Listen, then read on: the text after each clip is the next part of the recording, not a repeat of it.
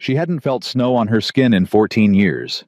They dragged her from the cellar at dawn, shoved a black veil over her face, and bound her wrists so tight the rope cut to bone. The crowd in Stillwater Creek Square laughed when she stumbled. They called her the Spectre, a curse in rags worth less than the horse tied beside her. But when a giant cowboy rode through that frozen morning, he didn't flinch. He looked straight at her and said 5 words that changed everything. How much for the girl? Stay with me until the end of this story and comment below what city you're watching from. I want to see how far Clara's journey travels across this world. The rope burned. Clara focused on that, the raw fire circling her wrists, because focusing on pain was easier than focusing on the faces. Silas shoved her forward. Her bare feet hit the auction platform and the cold shot up through her bones like a scream. "Step right up," his voice boomed across the square. "Come see what we've kept hidden all these years." The crowd pressed closer. 30, maybe 40 people. Clara couldn't see them clearly through the veil's crude eye holes, but she could hear them. God, she could hear everything. "That's the Pruitt girl. Thought she died years ago. Look at her shaking, like a dog that's been beat too long." Silas grabbed her shoulder. His fingers found the bruise he'd left last night, found it and pressed. Clara bit down on her tongue until she tasted copper. 16 years we've carried this burden, he announced. 16 years of feeding it, clothing it, keeping it locked away where decent folk wouldn't have to suffer the sight. He paused for effect. But a man's got limits. Harriet stood at the platform's edge, her thin lips white. She wouldn't look at Clara. Hadn't looked directly at her in years. $20, Silas called out. $20 and you take this curse off our hands. She can cook, clean, mend. Just keep her covered, and she won't cause trouble. 20. A farmer near the front spat tobacco juice into the snow. For damaged goods. She ain't damaged, just different. Different how? Someone shouted. What's under that hood? Silas's grip tightened on Clara's shoulder. She felt his breath against her ear, hot and sour with last night's whiskey. Remember what you heard, he whispered. Remember what happens to girls who talk. Clara's stomach turned to ice. She remembered. 3 years ago, through the cellar door, Silas's voice slurred with drink. Had to do it, Harriet. Dawson was going to take everything. One swing of the shovel, and... Then Harriet's sharp reply. Never speak of it again. Never. Clara had never spoken of it. But Silas never forgot she'd heard. $15. He shouted to the crowd. Come on now, surely someone... A snowball hit Clara's chest, then another catching her shoulder. Laughter rippled through the square. $10. $10 for a working servant. I'll give you 5. Called a heavy-set man with pig farmer's boots. She can slop the hogs. Something that ugly won't spook 'em none. The laughter turned mean, sharp. Clara's hands curled into fists inside her sleeves. 14 years. 14 years of darkness and silence and learning to make herself small. 14 years of swallowing rage until it sat in her gut like a stone. $5. Silas's voice cracked. Anyone else $5 going once? 30. The word cut through the noise like a blade. Clara's head snapped up. Through the veil's eye holes, she saw the crowd parting, not stepping aside, falling back, like water around a boulder. The man sat on a black horse at the square's edge. Tall. No more than tall. Massive. Shoulders wide enough to block a doorway, hands that could crush bone. His face was hard angles and old scars half hidden under a snow-dusted hat. But his eyes were fixed on her, not on the veil, not on the spectacle, on her. $30, he repeated. His voice was low quiet, the kind of quiet that made people lean in to hear. That's my offer. Silas recovered fast. Well now, stranger, that's mighty generous, but I think we can do better. This here's prime merchandise. Wasn't negotiating. The man dismounted. The crowd scattered wider. 30. Take it or I start asking questions about why you kept a girl locked in a cellar for 16 years. The color drained from Silas's face. How did you... Small town. People talk. The stranger climbed the platform steps. Each footfall sounded like a hammer strike. "I'm Eli Brennan. You've heard of me?" Clara watched Silas's expression shift. Fear calculation, then something that looked almost like relief. "Brennan, the rancher." Silas forced a smile. "Heard you lost your wife. Heard you've got children needing care. That why you want this one? Why I want her is my business." "Fair enough, fair enough." Silas rubbed his hands together. $30 it is, but I'll need 40 to cover." "You'll take 30. Eli stopped 3 feet from Clara. Up close he was even bigger. A wall of a man. "And you'll write up a bill of sale. Legal and proper. Now wait just a—" "Wasn't asking." Silence. The wind cut through the square carrying snow and the distant sound of a dog barking. Silas's smile curdled. "Fine. Harriet get paper from the store." While Harriet scurried off, Eli turned to Clara. His eyes searched the black veil like he was trying to see through it. "Ma'am." His voice dropped gentled. "You want to leave with me?" Clara couldn't speak. The question didn't make sense. Nobody asked what she wanted. "Take your time. Nod or shake your head. You want to go back to the cellar?" She shook her head, hard. "You want to be sold to the pig farmer?"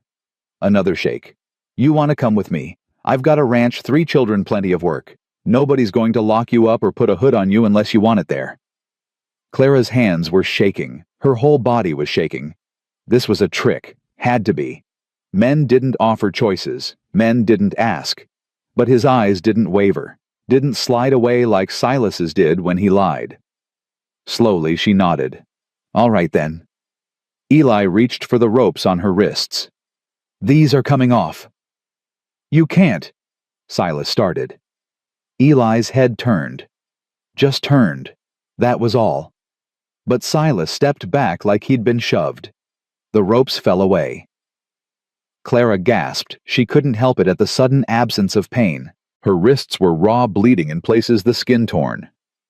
"That needs cleaning," Eli said quietly. "Got medicine at the ranch." Harriet returned with paper, and Silas scrawled out a bill of sale, his hand shaking with barely contained fury. 3 townsmen signed as witnesses, all of them avoiding Silas's eyes. When it was done, Eli folded the paper into his coat. "We're leaving." "Brennan." Silas's voice stopped him. The showman's mask had slipped, revealing something cold underneath, something dangerous. "You think you know what you bought. You don't. Some things should stay buried. Some secrets are worth killing for." Clara's blood turned to ice.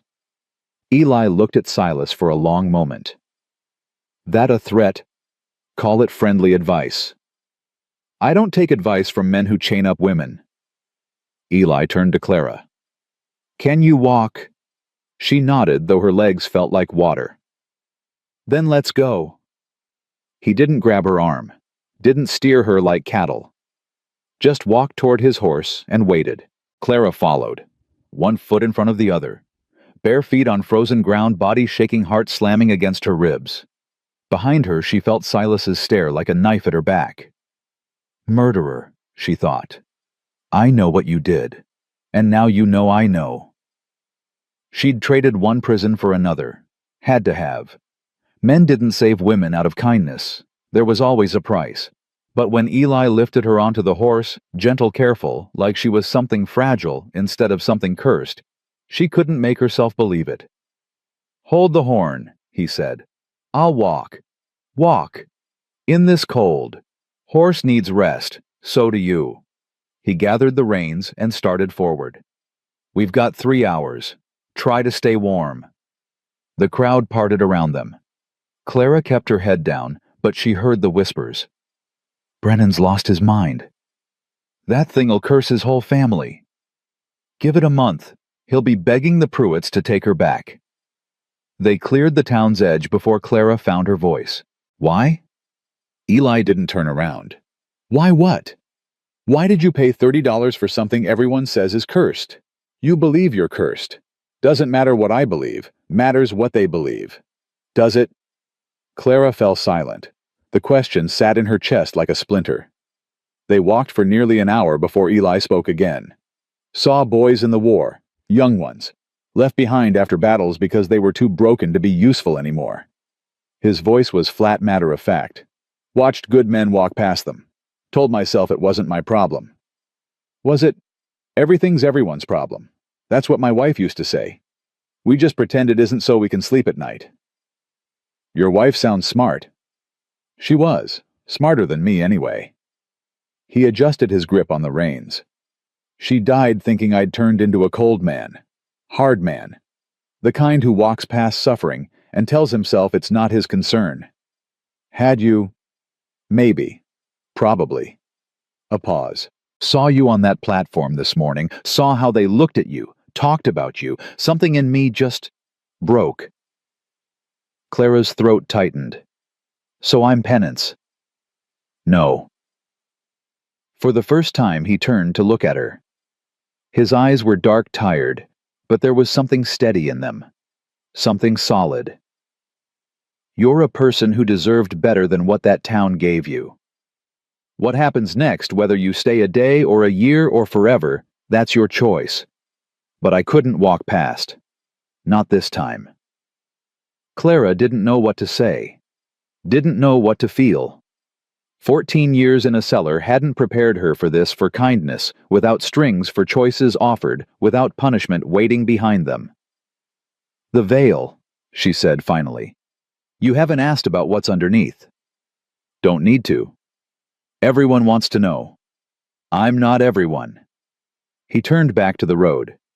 When you're ready to take it off, you will. When you're not, you won't. Either way, you're still the same person. You don't know that. You don't know what I look like. I know what you sound like. Know you've got a voice that's been quiet too long and a mind that's been thinking too hard. Know you're scared, but you haven't begged or pleaded or fallen apart. He shrugged. Face is just a face. Doesn't tell me anything I need to know. Clara felt something crack in her chest. Something she'd bricked up so long ago she'd forgotten it existed. She didn't cry. Crying was a luxury she'd beaten out of herself years ago, but she gripped the saddle horn tighter and let the cold air fill her lungs and thought for the first time in 14 years that maybe she wasn't going to die in that cellar after all. The ranch appeared as the sun dropped toward the mountains. 2 stories dark timber smoke curling from the chimney. Bigger than Clara expected. Warmer looking. Then the door burst open and 3 children spilled out. Pa! A girl's voice high and sharp. Pa, you're back early? You're back! The girl stopped halfway across the yard. Dark braids, gray eyes, maybe 12 years old. Behind her, 2 boys twins by the look of them, nearly crashed into her back. Pa! The girl's voice went uncertain. Who's that? This is Clara. Eli tied the horse to the porch rail. She's staying with us. Staying. One of the twins edged forward. Like a guest. Like family. The word hit Clara like a fist. Family. She'd never been anyone's family. Never been anyone's anything except burden and curse and problem to be hidden. Why she got that thing on her face? The other twin asked. Tommy? The girl's voice cracked like a whip. Mind your manners. What I'm just asking. Because she wants to wear it, Eli said. That's all you need to know. The quieter twin will. Clara remembered tilted his head, studying her with eyes too old for his face. Can she talk? Yes. Clara's voice came out rusty. I can talk. Then welcome to Brennan Ranch. Will stepped forward and stuck out his hand with solemn formality. I'm William. That's Thomas. He asks stupid questions. They're not stupid. They're a little stupid. Boys. Eli's voice cut through. Clara's cold and tired. Josie, find her something warm to wear. Your mother's things should fit. Something flickered across Josie's face. Pain, maybe. Resentment. But she nodded. Yes, Pa. Tommy will get the spare room ready. Extra blankets. The boys scrambled toward the house, already arguing about who would carry what. Clara watched them go, her chest tight with something she couldn't name. They're good kids, Eli said quietly. Wild, but good. They don't seem afraid of me. Why would they be? Clara didn't have an answer for that. Inside the house smelled like wood smoke and bread. Warm. Alive. Clara stopped just past the threshold, overwhelmed by simple things. Light through windows, rugs on floors, the distant sound of children's voices. Sit. Eli pointed to a chair by the fire. I'll heat up supper. I can do it. I should work. You should rest. His voice was firm but not unkind. There's time for work tomorrow. Tonight you eat. Clara sat. The fire's heat hit her like a wall, and she realized how cold she'd been. How cold she'd been for 14 years. She was shaking again. Not from cold this time. Eli moved around the kitchen, ladling stew, slicing bread, pouring something hot into a cup. He set it all on a small table beside her without comment. Eat slow. Your stomach's not used to much. Clara lifted the veil just enough to eat, angling away so her scarred side stayed hidden. The first bite of stew made her eyes water.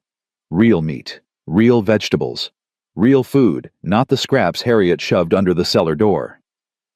Good, Eli asked. She nodded, not trusting her voice. They sat in silence while she ate. Upstairs, she could hear the children, Josie giving orders, the boys complaining, feet pounding back and forth. Normal sounds, family sounds, foreign as another language. Mr. Brennan. Eli. Eli. She set down her spoon. Those things Silas said, at the end, about secrets worth killing for. Eli's expression didn't change. What about them? He meant them. I figured. You don't want to know what he's talking about. Do you want to tell me? Clara's hands tightened in her lap. 3 years ago, I heard something through the cellar door. Something about a man named Dawson. Something Silas did. Eli was quiet for a long moment. That why they kept you locked up? I think so. I think... She stopped, drew a breath. I think Silas killed him, and I think he'd kill me too if he thought I'd talk. She waited for fear in Eli's eyes. Calculation. The look men got when they realized they'd bought more trouble than they bargained for. Instead, he just nodded. Then it's good you're here and not there. That's all you have to say. What do you want me to say? I don't know. That you're taking me back. That you don't want a witness to murder living under your roof. That... Clara. His voice was quiet but solid. Man like Silas. He's been getting away with things his whole life because people are too scared to stand up. I'm not scared of him, and I'm not taking you back. You don't even know me. I know enough. He stood and stoked the fire. I know you survived 14 years in a cellar, and you're still sane enough to worry about other people's problems. I know you're scared, but you haven't run. I know you've got a secret that could get you killed, and you told me anyway, even though you had no reason to trust me. He turned to face her firelight, catching the hard planes of his face. That tells me more about who you are than anything under that veil ever could.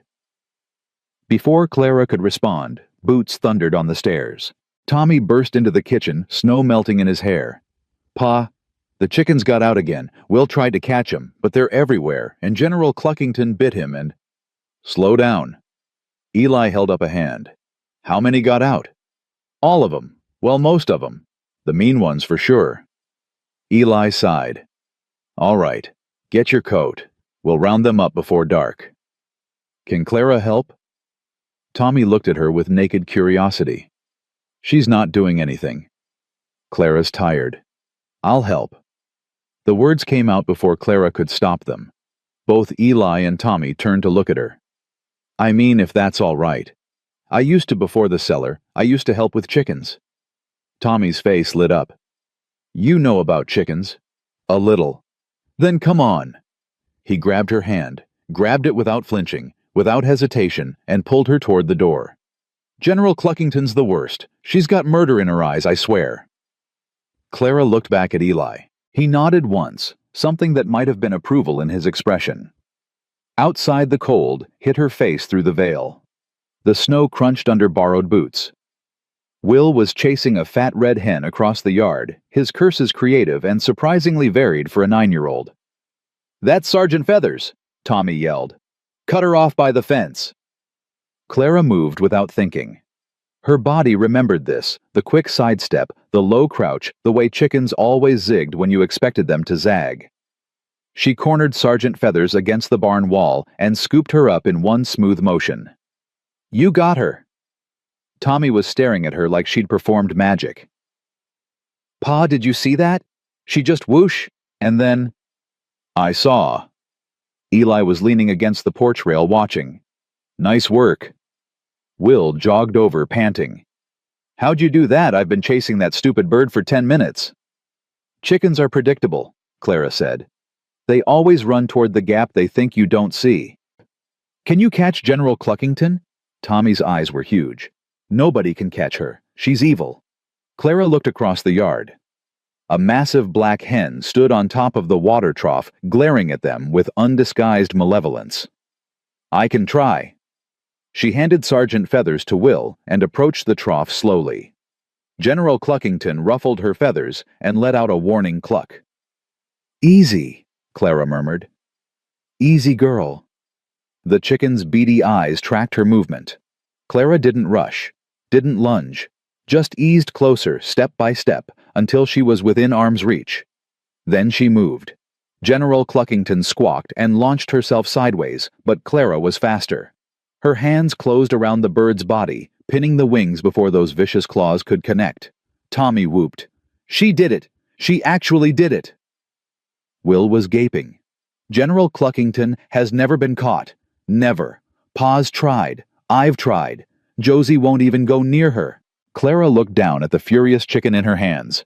It struggled, clucked angrily, then seemed to accept its fate with ill grace. "First time I've caught anything in 14 years. She said quietly. "First time I've chosen to do anything at all." The boys didn't understand.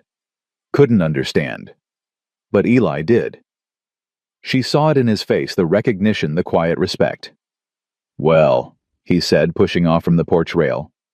"Looks like you've got a talent we could use. Boys, show Clara where the coop is. Then get inside before your sister comes out here and lectures all of us." Tommy grabbed Clara's free hand again, tugging her toward the barn. Will followed, peppering her with questions about chicken-catching techniques. Clara answered automatically, her mind somewhere else entirely. She was thinking about cages, about darkness, about 14 years of being told she was cursed, worthless, something to be hidden away. And she was thinking about how it felt to stand in the snow with a captured chicken in her arms, and 2 boys who looked at her like she was something wonderful instead of something to fear. In the upstairs window, Josie watched. Her expression was unreadable. Clara met her eyes through the veil. The girl didn't look away, didn't smile, but she nodded a tiny motion, barely visible. Acknowledgement. Not acceptance, not yet, but acknowledgement. It was more than Clara had ever had before. Later, after the chickens were secured and the children fed and the house settled into evening quiet, Clara stood at the window of her room. Her room with a real bed and real blankets and a door that didn't lock from the outside. Snow was falling again, soft and silent, covering the yard in white. 14 years in darkness. 14 years of believing she deserved it. And now this. A ranch. Children. A man who looked at her like she was human. It couldn't be real. Couldn't last. Silas was out there somewhere nursing his fury, remembering what she knew, remembering what she could say. But tonight, just tonight, Clara let herself feel something other than fear. She touched the veil covering her face, thought about the ruin underneath, the scar that ran from temple to jaw, twisting her eye, pulling her mouth into a permanent half-grimace. "Face is just a face," Eli had said. "Doesn't tell me anything I need to know." Nobody had ever said that to her before. Clara let her hand drop. She didn't take off the veil. Wasn't ready for that. Might never be ready. But for the first time in 14 years, she thought maybe, just maybe, she wanted to try. Outside, the snow kept falling, and somewhere in the darkness beyond the window, a new life waited to begin. The first week passed like a fever dream. Clara woke before dawn each morning, her body still trained to the cellar's rhythms, the scrape of the bolt, the thud of the food tray, the brief slice of light before darkness swallowed everything again. But instead of stone walls and damp air, she opened her eyes to wooden beams and the smell of pine, to a window showing mountains going pink with sunrise. To silence that wasn't punishment. It took her 3 days to stop flinching when footsteps passed her door. "You don't have to hide in there," Eli said on the fourth morning. He stood in the hallway, coffee cup in hand, not coming closer. Never coming closer, unless she moved first. "Kitchen's warm. Breakfast's ready." Clara emerged slowly, the black veil still covering her face. She'd slept in it. Would probably die in it if she had her way. "Thank you." "No need to thank me for breakfast. That's just life." He turned and headed downstairs, his heavy footfalls somehow reassuring instead of threatening. "Come on. Boys are already fighting over the bacon." She followed. She always followed now, not because she had to, but because she didn't know what else to do. 14 years had hollowed out the part of her that made decisions. In the kitchen, chaos reigned. Tommy had stolen a strip of bacon off Will's plate and was dangling it above his head while Will lunged for it.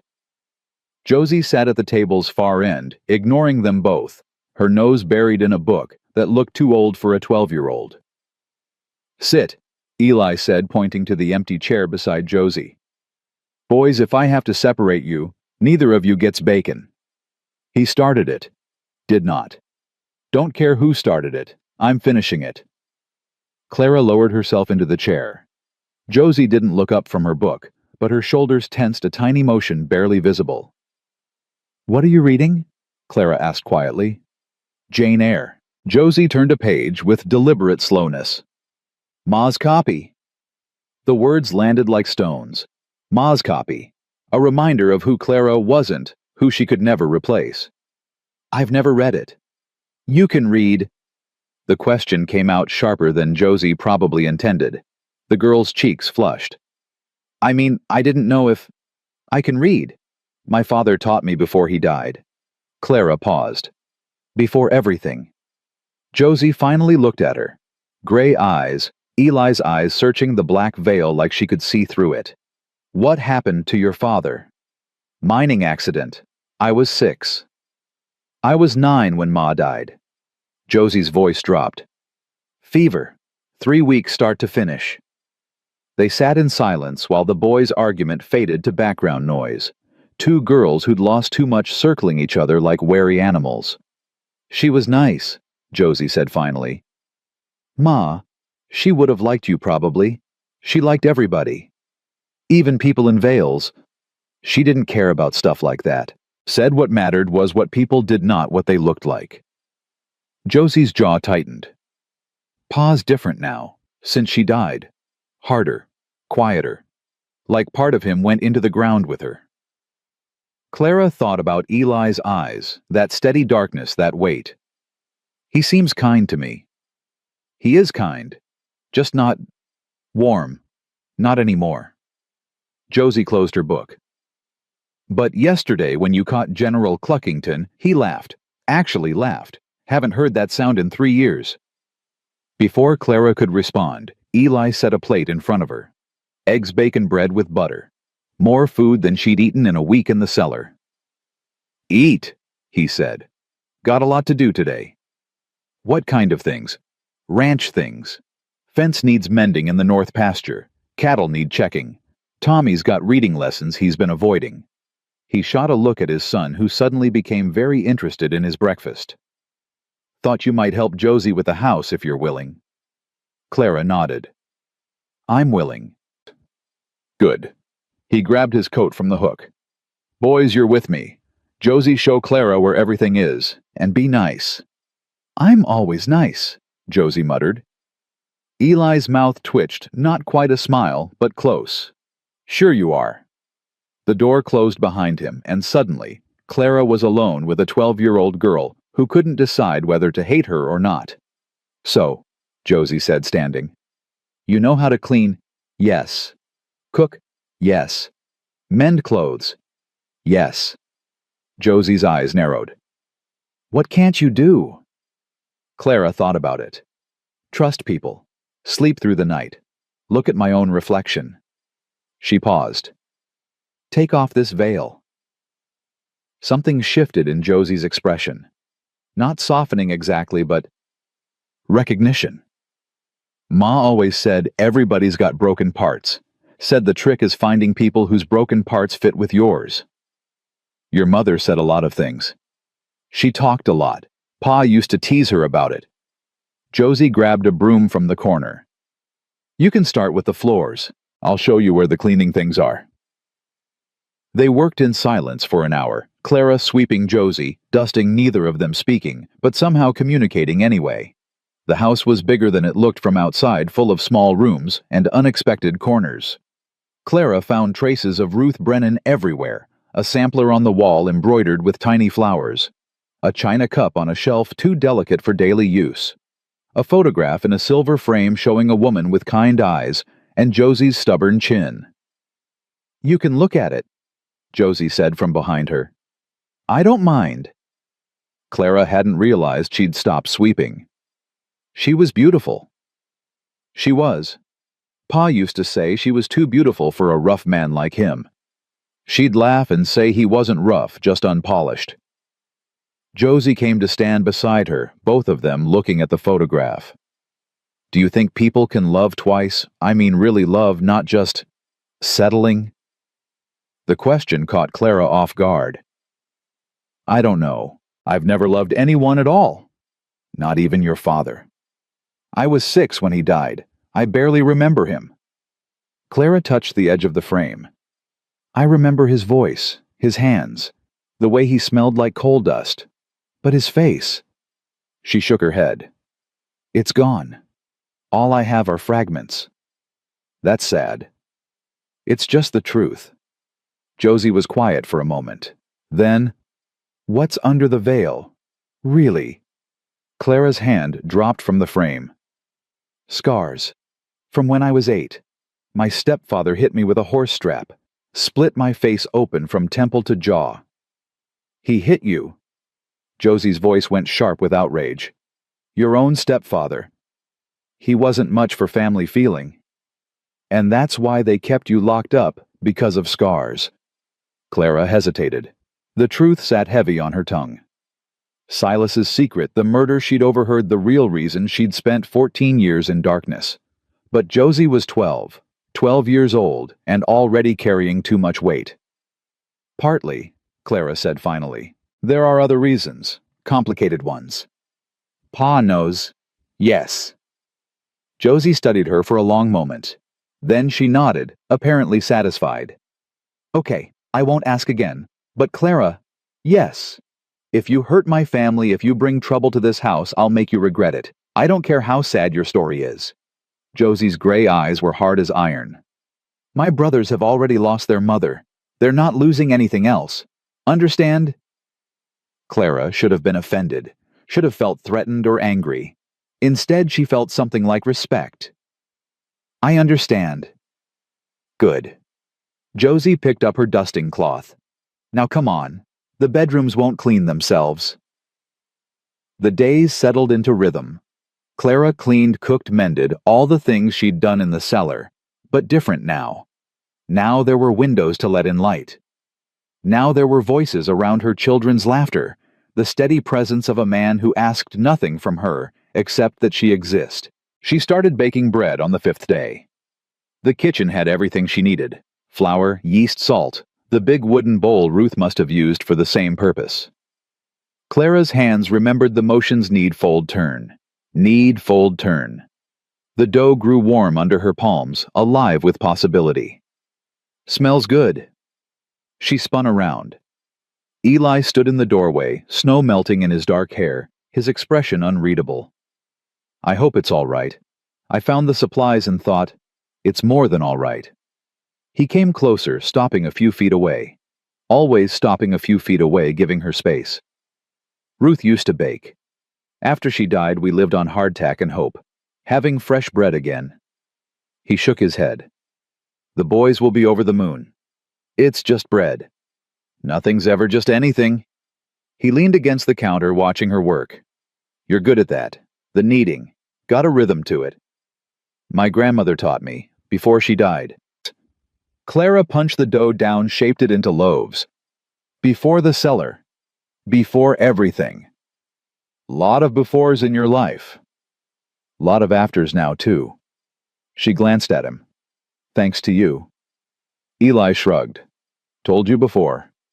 Don't need thanks for basic decency. Basic decency is rarer than you think. Suppose it is. He was quiet for a moment, watching her hands move. Can I ask you something? Clara's shoulders tensed. Depends on what? The scars, under the veil, do they still hurt? It wasn't the question she'd expected. No, not physically. It's been 14 years, the tissue healed a long time ago. But sometimes I feel them anyway, like phantom pain, like my face remembers what happened even when my mind tries to forget. She covered the loaves with a cloth and set them near the stove to rise. Does that make sense? More than you know. Eli touched his right eyebrow, the one with the scar bisecting it. Took a bayonet at Chickamauga, 22 years ago, and I still feel it sometimes. Still wake up thinking I'm back there bleeding in the mud. You were in the war. Union Army. Signed up at 18, thought I was going to be a hero. His laugh was bitter. Found out fast that war doesn't make heroes, just survivors and corpses. Which one are you? Some days I'm not sure. He straightened up. Anyway, wanted to tell you I'm riding into town tomorrow. Need supplies. If you want to come, you're welcome. Clara's blood went cold. Town. Where Silas is. Where Silas is, Eli confirmed. But also where Mrs. Chen's store is, where the church is, where people who aren't Silas live their lives every day. He held her gaze. You can't hide here forever, Clara. Eventually, you'll have to face that town again. I know. But not tomorrow if you're not ready. I won't force you. She wanted to say no. Wanted to stay in this warm kitchen forever, safe from staring eyes and whispered curses. But something in Eli's expression, patient, steady waiting, made her pause. Can I think about it? Take all the time you need. He left, and Clara stood alone with her rising bread, her racing heart, and a decision that felt bigger than it should. That night, she dreamed of the cellar. Darkness pressed down on her like a living thing. She couldn't breathe, couldn't move, couldn't scream. Silas's voice echoed off the stone walls. Remember what you heard. Remember what I'll do. Then hands, reaching through the dark. Not grabbing, just reaching. Offering. You're safe, a voice said. Eli's voice. I've got you. You're safe. Clara woke gasping, tangled in sweat-soaked sheets. The window showed stars. Real stars, not the darkness she'd dreamed, and slowly her heart stopped racing. A knock at the door, soft, uncertain. Clara, Josie's voice. Are you okay? I heard you. I'm fine. Clara's voice came out hoarse. Just a nightmare. The door cracked open. Josie's face appeared pale in the moonlight. Do you want company? Sometimes after Ma died, I used to get nightmares too. Pa would sit with me until they passed. Clara should have said no. Should have protected the walls she'd built. Instead, she said, yes, please. Josie slipped into the room and sat on the edge of the bed, keeping her distance but somehow present. Real. What do you dream about? She asked quietly. The cellar. Silas. Things I can't change. Pa dreams about the war. I hear him sometimes through the walls. He doesn't know I know. Everyone's got nightmares. Ma didn't. She used to say she dreamed about gardens and sunshine, and Pa when he was young and didn't have gray in his hair. Josie's voice caught. I miss her dreams.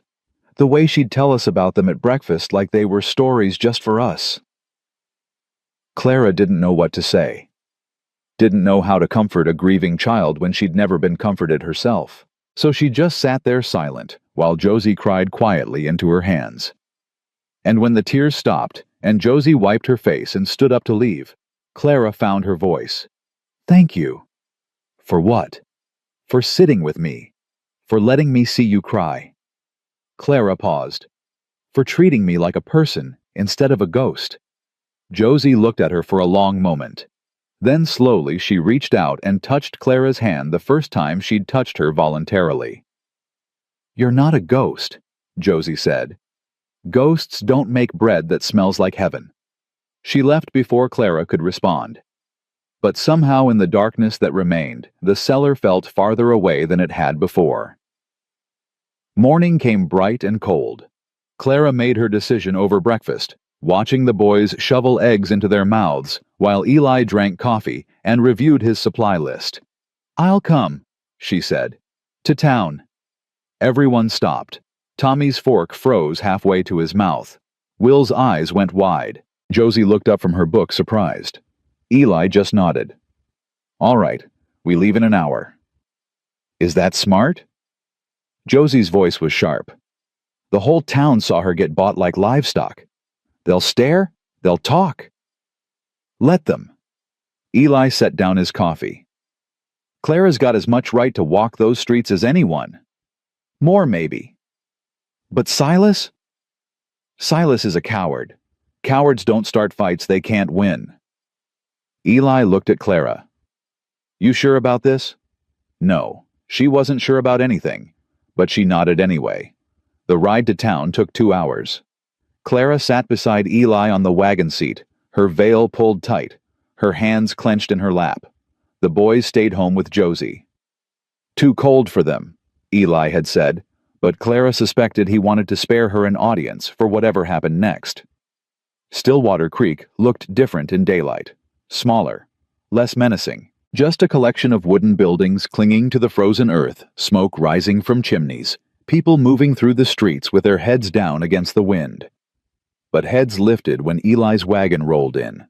Heads lifted and eyes found Clara, and the whispers started immediately. That's her. The specter. Brennan still got her figured, he'd have sent her back by now. Look at her sitting there bold as brass, like she's not cursed. Clara kept her eyes forward, one foot in front of the other, one breath after another. She'd survived 14 years in a cellar. She could survive an hour in a town square. Eli pulled the wagon up outside Mrs. Chen's general store and set the brake. Ready? No. Good. Means you're honest. He climbed down and offered his hand to help her descend. Stay close. Don't let them see you flinch. They walked into the store together. A bell chimed above the door, and Mrs. Chen looked up from behind the counter, a small woman with silver hair and sharp eyes that missed nothing. Mr. Brennan. Her gaze moved to Clara, assessing. And guest. Mrs. Chen. Need supplies. Flour, sugar, coffee. Salt if you've got it. I've got everything. Mrs. Chen came around the counter, moving past Clara without hesitation, without recoiling. Is she the one from the auction? The Pruitt girl? Her name's Clara. Clara. Mrs. Chen stopped in front of her. You cook. Clara blinked. Yes, ma'am. Good. I've tasted Brennan's cooking. Those children need someone who knows their way around a kitchen. A pause. That veil must be hot. You want water? The kindness caught Clara off guard. Yes, thank you. Mrs. Chen brought her a cup, cool and clean. Clara lifted her veil just enough to drink, and when she lowered it, Mrs. Chen nodded approvingly. Good bones. I can tell even with the covering. Whatever's underneath you, hold your head high. She turned back to Eli. Flowers in the back. I'll get your order ready. While Eli went to help load the wagon, Clara stood in the store surrounded by ordinary things, bolts of fabric, jars of candy tools hanging on walls. Normal life. The life she'd been denied for 14 years. The bell chimed again. Clara turned. Silas Pruitt stood in the doorway. He looked worse than she remembered, thinner, grayer, the broken blood vessels on his nose spreading like a map of his failures. But his eyes, those cold, calculating eyes, were exactly the same. Well, well. His voice dripped false friendliness. The prodigal daughter. Out in public now, are we? Clara's throat closed. Her hands started to shake. Nothing to say. Silas stepped closer. Cat got your tongue? Or are you saving your words for someone else, telling tales you shouldn't be telling? I haven't told anyone anything. No. He moved closer, still lowering his voice, so only she could hear. Brennan took you in awful fast, paid an awful lot. Makes a man wonder what he's getting for his money. Makes a man wonder what services you're providing. Clara's face burned beneath the veil. It's not like that. Isn't it? Silas's smile was a knife. Pretty convenient, don't you think, poor locked-up girl rescued by a lonely widower? What's he doing with you at night? Clara, what are you letting him do? Nothing. He's decent. He's a man, and men only want one thing from things like you. Silas leaned in, his breath sour with drink even this early in the day. Enjoy it while it lasts. When he finds out what you really are, what you know, he'll throw you out like the garbage you are. And then you'll come crawling back to us. Crawling back to the cellar where you belong. She won't be crawling anywhere. Eli's voice cut through the store like a whip crack. He stood at the back entrance, a sack of flour over each shoulder. His eyes fixed on Silas with an expression that made Clara's blood chill. Silas straightened up, his smile turning oily. Mr. Brennan, just having a friendly chat with my stepdaughter.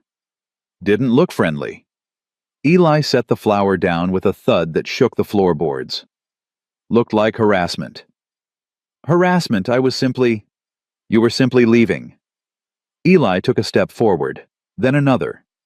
Silas backed up until he hit a shelf, rattling the jars behind him. And you're going to keep leaving. Every time you see Clara, you're going to turn around and walk the other way. Understand? You can't tell me what to do. This is a public. Eli moved. Faster than a man his size should be able to move. His hand closed around Silas's collar and lifted, pulling the smaller man onto his toes. Let me be clear. Eli's voice was quiet, calm, terrifying. I know what you did. I know about Dawson. I know why you kept Clara locked up all those years. And if you come near her again, if you so much as look at her wrong, I'll make sure everyone else knows too. Silas's face went white. You can't prove. Don't need to prove anything. Just need to talk. This town's already got opinions about you, Silas.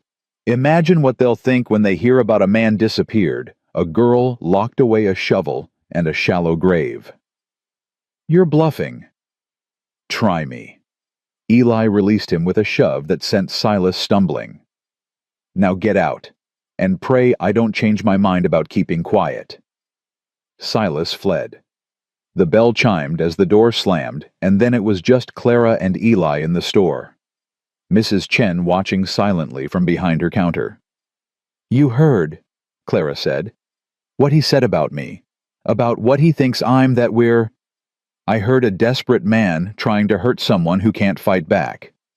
Eli picked up the flour sacks like they weighed nothing. Don't give his words power they don't deserve. But people think all kinds of things, half of them wrong, most of them none of their business. He met her eyes. You know the truth. I know the truth. That's all that matters. Clara felt tears prick behind her eyes. She blinked them back, grateful for the veil that hid her face. Thank you. Stop thanking me. But his voice was gentle. Come on, we've got more shopping to do. They finished their errands in silence, loading the wagon with supplies, while townspeople watched and whispered. Clara kept her head high the way Mrs. Chen had told her, kept her hands steady even when they wanted to shake. By the time they started home, the sun was beginning its descent toward the mountains. Clara sat beside Eli on the wagon seat, exhausted in ways that had nothing to do with physical labor. You did good today, Eli said after a while. I fell apart. Silas cornered me and I just froze. Like I was back in the cellar. But you didn't run, didn't hide. You stood there and faced him even when you were scared. He glanced at her. That's not falling apart. That's being brave. It didn't feel brave. Brave never does. Brave feels like terror with a thin coat of stubbornness. A pause. My wife told me that, before the war. She was right about most things. They rode in silence for a while, the wagon creaking, the horse's breath steaming in the cold air. Eli. Yeah. What you said to Silas. About telling people. About the murder. Clara swallowed. Would you really do it? If I had to, yes. Even without proof. Sometimes proof matters less than people think. Sometimes the story is enough. He was quiet for a moment. But I'd rather not. Rather let sleeping dogs lie long as they stay asleep. Silas is a coward. He'll slink away and lick his wounds and convince himself this was someone else's fault. Men like him always do. And if he doesn't? Eli looked at her, his dark eyes steady. Then I'll protect you, whatever it takes. Something cracked in Clara's chest. Something that had been frozen for 14 years slowly beginning to thaw. Why? She whispered. Why do you care so much about what happens to me? Eli was silent for so long she thought he wouldn't answer. When he finally spoke, his voice was rough. Because you remind me of who I used to be. Before the war took everything soft in me and turned it to stone. He shook his head. You've been through hell, Clara. Real hell. And you're still standing. Still trying. Still hoping even when hope doesn't make sense. His jaw tightened. I spent 3 years after Ruth died telling myself I didn't care anymore. Telling myself the world was cruel and cold and there was no point in fighting it. But then I saw you on that platform and something in me just woke up. Woke up. Like I'd been sleepwalking, going through the motions, pretending to be alive when I was really just waiting to die. He looked at her, and there was something raw in his expression, something vulnerable. You made me want to try again, to care again, to believe that maybe there's still some good left in this world worth protecting. Clara couldn't breathe, couldn't think, couldn't do anything except sit there while Eli Brennan, this mountain of a man who'd saved her from everything, told her she'd saved him right back. I don't deserve that, she managed finally. I'm nobody. I'm just, you're Clara. His voice was firm. And you're not nobody. Not to me. Not to my children. Not anymore. The wagon rolled on through the gathering dusk. Clara watched the mountains go purple in the fading light and felt something bloom in her chest. Something warm, something dangerous, something that felt impossibly like belonging. When they reached the ranch, the children came running out to meet them. Tommy grabbed Clara's hand to drag her inside and see the drawing he'd made. Will followed with questions about town. Even Josie looked up from her book and almost smiled. How was it? She asked quietly while the boys unloaded supplies. Hard, but good, I think. Clara paused. I stood up to Silas, or Eli did, both maybe. Pa's good at standing up to people. Josie closed her book. Ma used to say he had a hero's heart under all that gruffness. Said he just needed reminding sometimes. Clara looked across the yard at Eli, who was lifting flour sacks like they weighed nothing, the dying light catching the gray in his hair. Maybe we all need reminding, she said, of who we could be, if we tried. Josie followed her gaze. Something knowing flickered in her gray eyes. Maybe, she agreed. Maybe we do. That night after dinner, after the children had been sent to bed and the house had settled into quiet, Clara stood at the kitchen window and watched the snow fall. She thought about Silas, about the cellar, about 14 years of darkness and fear.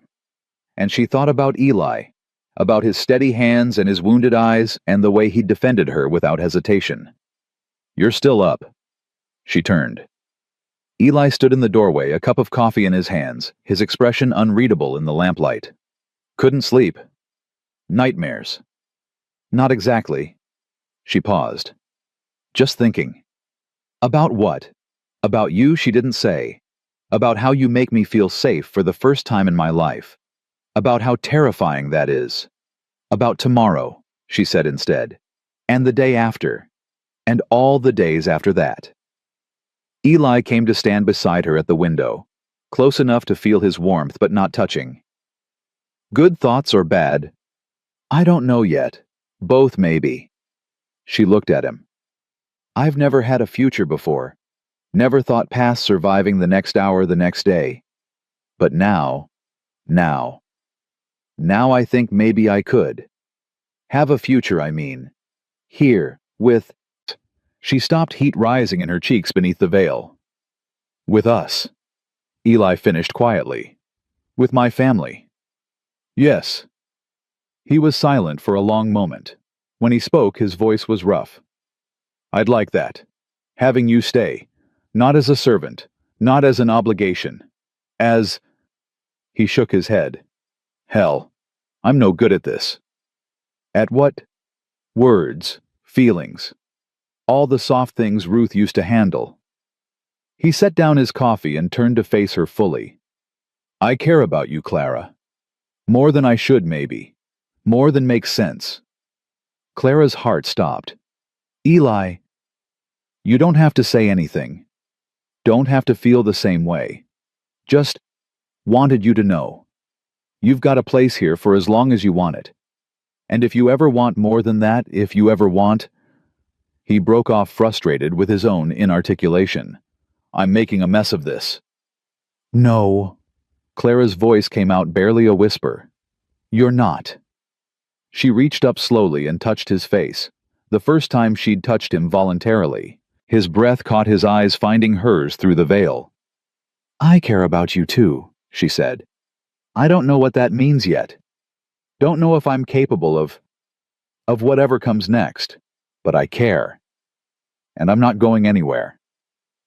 Eli's hand came up to cover hers, warm and rough and impossibly gentle. That's enough, he said. For now, that's more than enough. They stood there in the lamplight, hands touching, hearts beating, while outside the snow continued to fall and the future spread before them like an unwritten page. Clara didn't know what came next. Didn't know if she was brave enough or whole enough or healed enough for whatever this was becoming. But for the first time in 14 years, she wanted to find out. The days after that night at the window changed everything and nothing at all. Clara still wore the veil, still slept in the corner of her room instead of the bed, still flinched at sudden sounds and shadows that moved wrong. But something had shifted between her and Eli, a current that ran beneath every glance, every accidental touch, every conversation that lasted longer than it needed to. The children noticed. Of course they did. Pa looks at you different, Tommy announced one morning over breakfast, his mouth full of eggs. Like he used to look at Ma. Tommy. Josie's voice cracked like a whip. Mind your business. What I'm just saying what I see. Well, stop seeing it. Clara kept her head down, heat flooding her cheeks beneath the veil. Across the table, Eli cleared his throat. Finish your breakfast, he said. We've got fence posts to check before the next storm hits. The subject dropped, but Clara caught Josie watching her throughout the meal. Not with suspicion anymore, with something more complicated. Something that looked almost like hope. 2 weeks passed, then 3. Clara learned the rhythms of the ranch, which boards creaked, which doors stuck, which horse liked apples and which preferred carrots. She learned that Will drew pictures when he was anxious, that Tommy talked faster when he was scared, that Josie hid her grief behind sharp words and sharper silences. She learned that Eli woke before dawn and stood on the porch with his coffee, staring at the mountains like he was waiting for something he couldn't name. One morning she joined him. Couldn't sleep, he asked without turning. The dreams again. The cellar. Always the cellar. She wrapped her arms around herself against the cold. Sometimes I wonder if I'll ever stop dreaming about it. Maybe you won't. Maybe you'll just learn to wake up faster. He took a sip of coffee. War dreams haven't stopped for me. 22 years and counting. But they don't control me anymore. Most nights anyway. How did you manage that? Time, stubbornness. Ruth. His voice softened on his wife's name. She used to hold me when the dreams got bad. Wouldn't say anything, just held on until my heart slowed down. Made me feel like I wasn't alone in the dark. Clara thought about her own dark, the cellar, the endless nights of silence. I've never had anyone to hold on to. Eli turned to look at her. In the gray dawn light, his face was all shadows and angles. You do now, he said quietly. If you want. Before Clara could respond, the kitchen door banged open and Tommy came barreling out. Pa, there's a man coming up the road. Clara's blood went cold. She didn't need to ask who. Eli set down his coffee with deliberate calm. How many? Just one, but he's got a badge. Not Silas, then. Something worse, maybe. Clara's hands started to shake. Get inside, Eli told her. Stay with the children. Eli, I'll handle it. Go. She went. But she didn't go far, just inside the door where she could hear everything through the cracked open window. The rider came into view a few minutes later. Deputy Marshal by the look of his coat.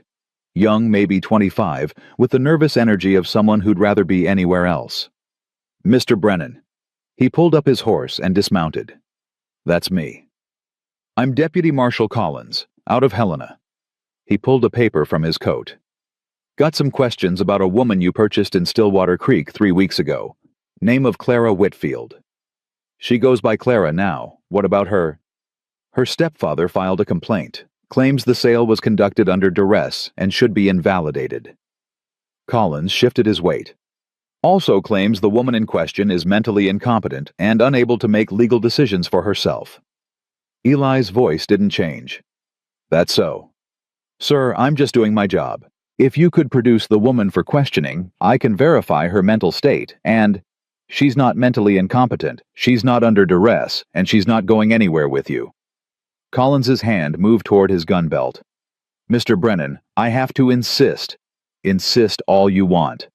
Eli took a step forward and Collins took an involuntary step back.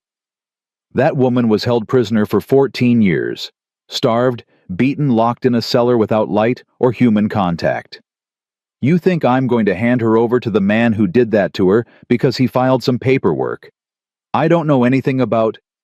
Then maybe you should, before you ride out here making demands based on a liar's word. Collins looked uncertain. Sir, the law. The law should protect people, not punish them for escaping abuse. Eli's voice hardened. You want to verify Clara's mental state? Fine. Come back with a real judge, not some bought and paid for county official, and we'll have a proper hearing. Until then, she stays here. Mr. Brennan, we're done talking. Collins stood there for a long moment, his face red with frustration and something that might have been shame. Then he mounted his horse. This isn't over, he said. The Pruitts have friends in Helena, important friends. They'll push this. Let them push. Eli's voice was cold as the wind. I've got friends too, and mine don't run from fights. The deputy rode away. Clara watched him go, her heart hammering against her ribs. Eli came back inside and found her standing by the window shaking. He's gone. For now. Clara couldn't keep the fear out of her voice. But he'll be back, with more men, more authority. Silas won't stop Eli. He can't afford to stop. Because of what you know. Yes. She pressed her hands against her eyes. I should have stayed in the cellar. Should have kept my mouth shut and my head down and... Hey! Eli's hands closed around her wrists, gentle but firm, pulling them away from her face. Look at me. She looked. Through the veil's eyeholes, she met his gaze. You did nothing wrong. Silas is the criminal here, not you, and I will not let him take you back. Do you understand? Whatever it takes? Whatever comes. You're not going back to that cellar. You can't fight the whole territory. Watch me. The fierceness in his voice made her chest ache. Why are you doing this? Why do you keep fighting for me? Because you're worth fighting for. His thumbs traced circles on her wrists over the scars from the ropes. Because 3 weeks ago I was a dead man walking, going through the motions, waiting to join Ruth in the ground. And then you came along and made me feel something I thought I'd buried forever. What? Hope. The word came out rough, like it cost him something. Stupid, stubborn, irrational hope. That maybe the world isn't all cruelty and loss. That maybe there's still a reason to get up in the morning. Clara felt tears building behind her eyes. I'm broken, Eli. I'm scared and damaged, and I don't know how to be anything else. Then we'll be broken together. He released her wrists and stepped back, giving her space. I'm not asking for anything you can't give, not asking for promises or declarations, just asking you to stay, to let me protect you, to give us both a chance to figure out what comes next. Stay. Such a simple word, such an impossible gift. I'll stay, she whispered. For as long as you'll have me. Eli nodded, once his expression softening. Then that's settled. Now we need to prepare. Silas won't wait long before his next move. He was right. 3 days later, the storm hit. Not a legal storm, a real one. Snow came down in sheets, wind howling across the mountains like something alive and angry. By nightfall, the drifts were waist-deep and still rising. We need to get the horses in, Eli said, pulling on his coat. Tommy, Will, you're with me. Josie, keep the fire going. Clara, make sure the children stay warm. They went out into the white chaos. Clara watched from the window until they disappeared, swallowed by the snow. An hour passed, then 2. They should be back by now, Josie said, her voice tight. The storm's making everything harder. Clara tried to sound calm. They're probably just moving slow. But fear was building in her chest. Something felt wrong. Something beyond the weather. 3 hours. 4. I'm going after them. Josie grabbed her coat. No. Clara caught her arm. Your father said to stay here. My father's been gone too long. Something's happened. Then I'll go. You stay with Will. Josie stared at her. You can barely see through that veil. You'll get lost in minutes. Then come with me. But we're not sending a 12-year-old into a blizzard alone. They bundled up coats, scarves, gloves, everything they could find. Clara tied a rope around her waist and handed the other end to Josie. If we get separated, pull hard. Don't let go. I won't let go. They went out into the storm. The cold hit Clara like a physical assault. Wind tore at her veil, snow stinging every exposed inch of skin. She couldn't see more than a few feet in any direction. This way! Josie shouted over the wind. The barn's this way! They struggled through drifts, the rope between them pulled taut. Clara's lungs burned. Her fingers went numb inside her gloves. The cellar had been cold, but nothing like this.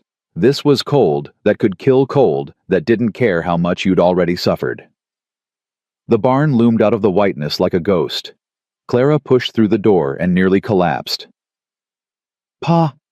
Josie's scream cut through the howling wind. Pa, where are you? The horses were there, huddled in their stalls. But no Eli, no Tommy. The back paddock. Clara grabbed Josie's arm. He said something about checking the back fence. They might have gotten trapped. Back into the storm. Back into the killing cold. Clara couldn't feel her feet anymore. Couldn't feel her hands. The veil was frozen stiff against her face. Ice crystals forming on the fabric. Then she heard it, a voice faint beneath the wind. Help someone, help. Tommy's voice.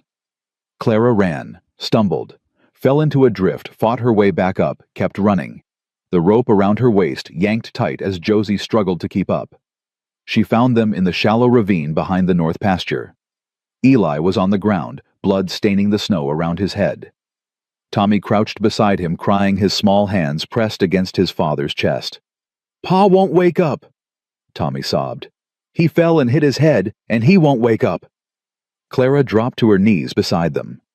Eli's face was pale, his breathing shallow. Blood matted his dark hair, a gash on his temple deep and ugly. "We have to get him inside." Clara's voice came out steady despite the panic clawing at her chest. "Tommy, can you help me lift him? He's too heavy. Josie's coming, the three of us together. We can do this." Josie arrived, her face white with fear. "Is he? He's alive. Help me." They lifted Eli between them, Clara and Josie on either side, Tommy supporting his legs. He was heavy, so heavy dead weight that threatened to pull them all down into the snow. One step, then another. The house seemed impossibly far away, a dim shape in the swirling white. Clara's arms screamed. Her back felt like it was breaking. But she didn't let go. Couldn't let go. This man had saved her from the platform, from Silas, from herself. She would not let him die in the snow. "Almost there," Josie gasped. "Almost. The door." Will flung it open, his face terrified. "What happened? Is Pa?" "Move," Clara commanded. "Get blankets, hot water, clean cloth for bandages." They got Eli onto the floor near the fire.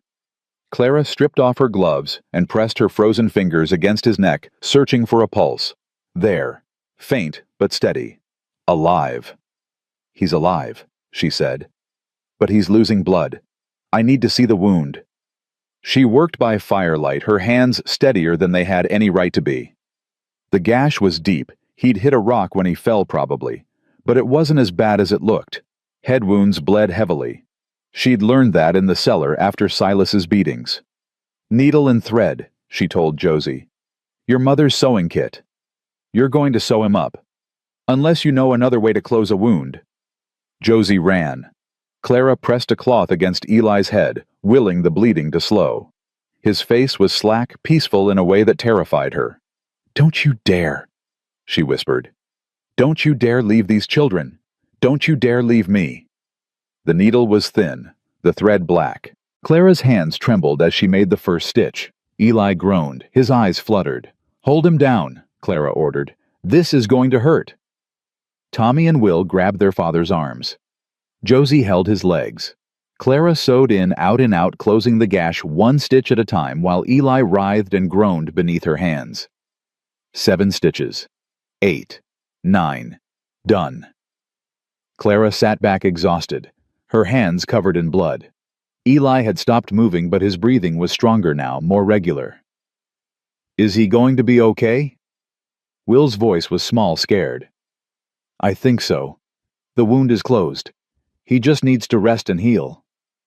"You saved him." Josie was staring at her with something like wonder. "You went out in that storm, found him, carried him back, sewed him up. You saved his life." Clara looked down at her bloody hands. "He saved mine first. It's only fair." They kept vigil through the night. The storm raged outside, but inside the house was warm, quiet, safe. Clara sat beside Eli's makeshift bed, holding his hand, watching his chest rise and fall. Sometime after midnight, his eyes opened. "Clara." His voice was hoarse, confused. "I'm here." "The children. Safe. Everyone's safe." He tried to sit up, winced, fell back. "My head." "You fell. Hit a rock. I had to stitch you up." "You stitched?" He blinked at her, processing. "How? 14 years in a cellar. You learn to patch yourself up, or you don't survive." She squeezed his hand. "How do you feel?" "Like someone drove a spike through my skull." A pause. "Like I'm the luckiest man alive. Lucky you almost died." "I didn't die, because you came for me." His eyes found hers through the veil. "You came out into that storm, could have gotten yourself killed. Why?" Clara's throat tightened. "Because I couldn't lose you.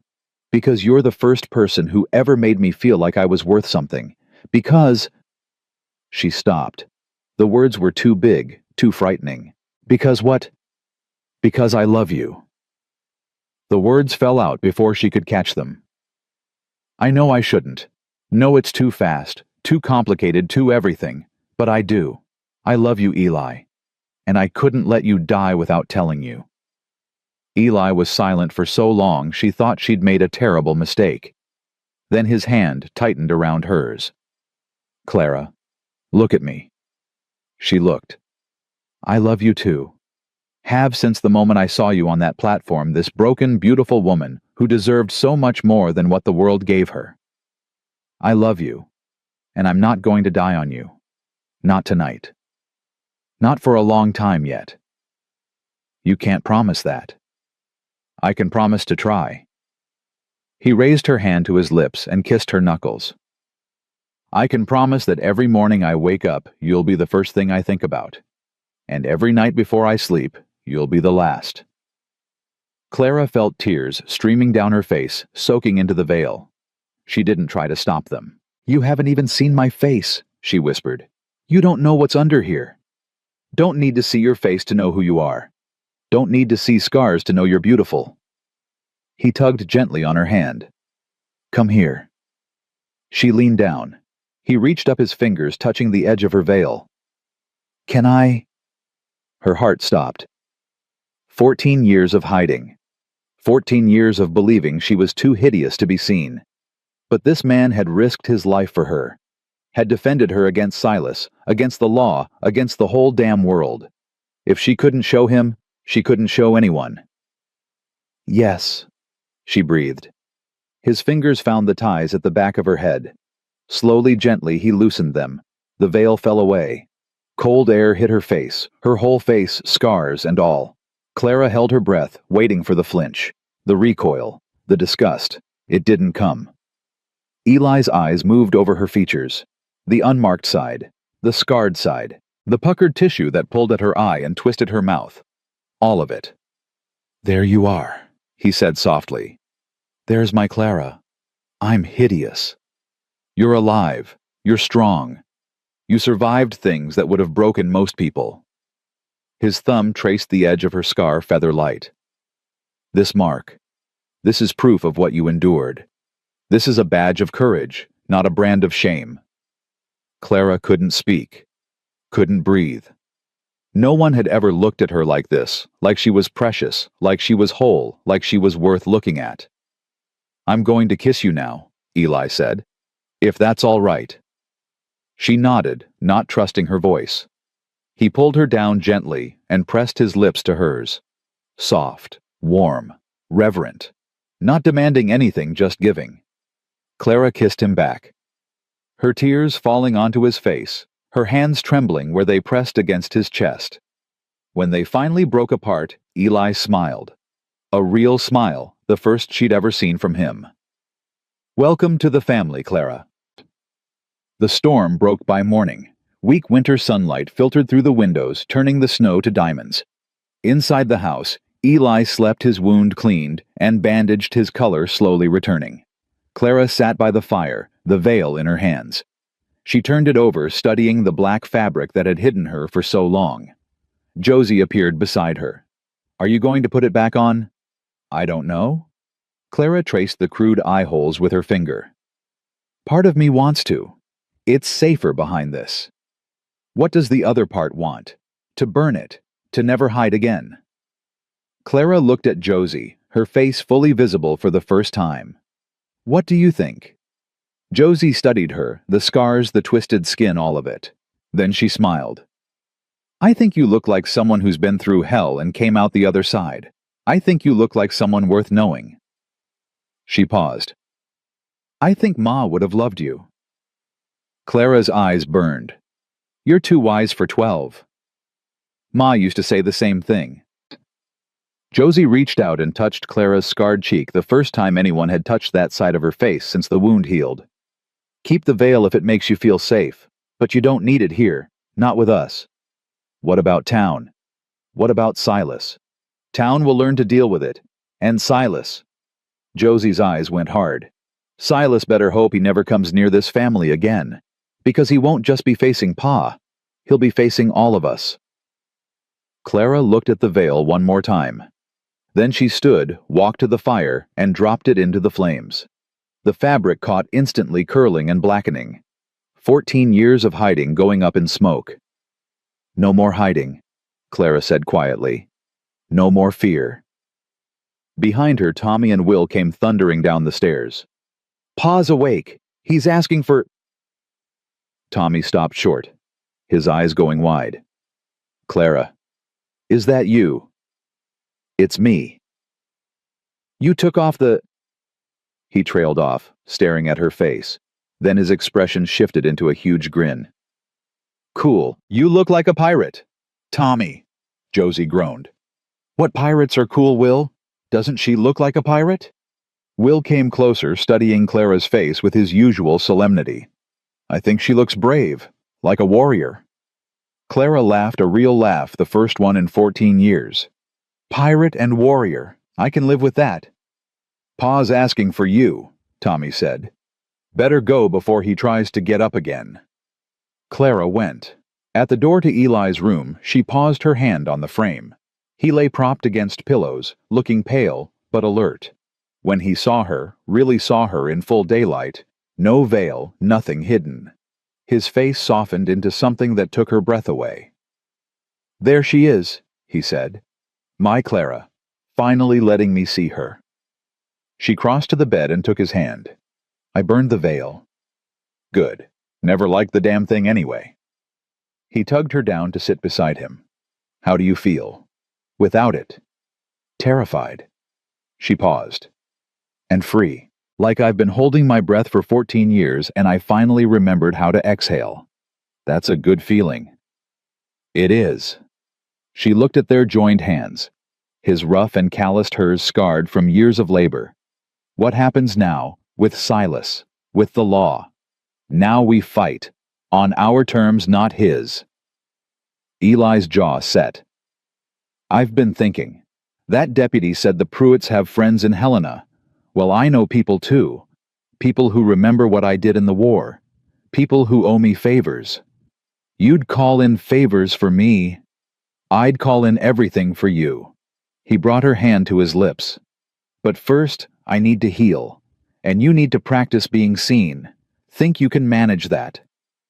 Clara thought about the burned veil, about Josie's acceptance, and Tommy's grin, and Will's quiet declaration that she looked like a warrior. I think I can try, she said. One day at a time. One day at a time. Eli pulled her close, careful of his injured head, and pressed his forehead against hers. That's all any of us can do. Outside, the sun climbed higher, melting the storm's remnants into rivers of light.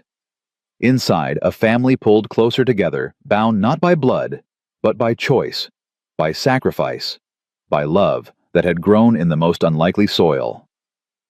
And somewhere in town, Silas Pruitt was planning his next move. But that was a problem for tomorrow. Today, Clara had burned her mask, kissed the man she loved, and learned what it felt like to stand in daylight without fear. Today, that was enough. Eli healed faster than he had any right to. Within a week, he was up and moving, ignoring Clara's protests that he should rest longer. Within 2, he was back to ranch work, though he let her change his bandages each night and didn't argue when she made him sit down every few hours. Stubborn man, Clara muttered, watching him chop wood from the kitchen window. He's always been like that. Josie appeared at her elbow, a knowing smile on her face. Ma used to say he'd argue with a mule and win. I believe it. She also said the only person who could out-stubborn him was her. Josie paused. Looks like she was wrong about that. Clara turned to look at her. What do you mean? I mean you burned your veil, kissed my pa, and you're still here, still fighting. Josie's smile widened. That's pretty stubborn. Before Clara could respond, the sound of horses reached them. Multiple horses moving fast. Eli dropped his axe and was on the porch before Clara reached the door. His hand moved to the rifle propped against the rail. Stay inside, he said without looking back. Eli. Inside, now. Clara retreated, but only to the window. Josie was already there, the twins crowding behind her. 6 riders came up the road. At their head rode Silas Pruitt, his face twisted with triumph. Beside him, Deputy Collins. Behind them, 4 men Clara didn't recognize, rough-looking, with the hard eyes of hired muscle. Brennan, Silas's voice carried across the yard. "I've come for what's mine." Eli stepped off the porch, rifle held loose at his side. "Nothing here belongs to you." "The girl does. Got papers right here." Silas waved a document, signed by Judge Whitmore himself. "Says the sale was invalid due to mental incompetence. Says Clara Whitfield is to be returned to her legal guardians immediately. Whitmore's a drunk and a crook. Everyone in the territory knows it. Don't matter what everyone knows. Matters what the law says." Silas smiled that cold, oily smile. "Now you can hand her over peaceful-like, or my friends here can help convince you." The hired men shifted in their saddles' hands, moving toward their guns. Eli didn't flinch. "You bring 6 men to take 1 woman. That's supposed to impress me. It's supposed to show you were serious." Silas nudged his horse forward. "I don't want trouble, Brennan. Just want what's owed to me. Give me the girl and we'll ride out of here. No harm done. Except to her. She's my stepdaughter, my responsibility. What happens to her ain't your concern. I made it my concern the day I bought her off that platform." Eli raised the rifle. "Now get off my land." "Can't do that." Silas's smile vanished. "I need her, Brennan. Need her back where she belongs, where she can't talk to anyone, can't tell anyone what she thinks she knows." "What she knows about Dawson, you mean?" The name hit Silas like a slap. His face went white, then red. "She told you." "She told me everything." "Then you're both dead." Silas's voice dropped to something ugly, something Clara recognized from the cellar. "Boys, take him." The hired men drew their weapons, 4 guns against 1. Eli didn't move. "You really want to do this?" His voice was calm, almost conversational. 4 of you against me. Those odds worked out real well for the Confederates at Chickamauga. "You're 1 man. I'm 1 man who's killed more men than all of you combined." Eli's eyes never wavered. "First one to move gets a bullet between the eyes. Second one gets one in the chest. After that, things get interesting." Nobody moved. "Pa." Josie's voice came from the doorway. Clara turned to see her standing there, her mother's shotgun in her hands. "I've got the one on the left. Josie, get back inside." "I can shoot, and you know it. Ma taught me." "Me too." Tommy appeared at her side, clutching the small rifle Eli had given him for hunting rabbits. "I'm not letting them hurt Clara." "Or Pa." Will emerged last, a kitchen knife in his hand. His face was pale but set. 4 children armed and ready to fight. Clara's heart cracked open. "Well, well," Silas laughed. "A whole family of fools. This is touching, really. But we've got you outnumbered, outgunned, and out of options." "Do you—" Clara stepped onto the porch. Every head turned. Silas's eyes went wide at the sight of her face, bare scars visible, no veil to hide behind. "Clara." His voice faltered. What happened to your—" "I burned it." She walked forward until she stood beside Eli. "I'm done hiding, Silas. Done being scared of you." "You should be scared." But his voice had lost some of its certainty. "You know what I'm capable of." "I know what you did to James Dawson. I know you killed him with a shovel and buried him on your property." Clara's voice rang out clear and strong. "I heard you confess it to Harriet when I was 11 years old. Heard you say his body was under the old oak tree behind your barn." Deputy Collins shifted in his saddle.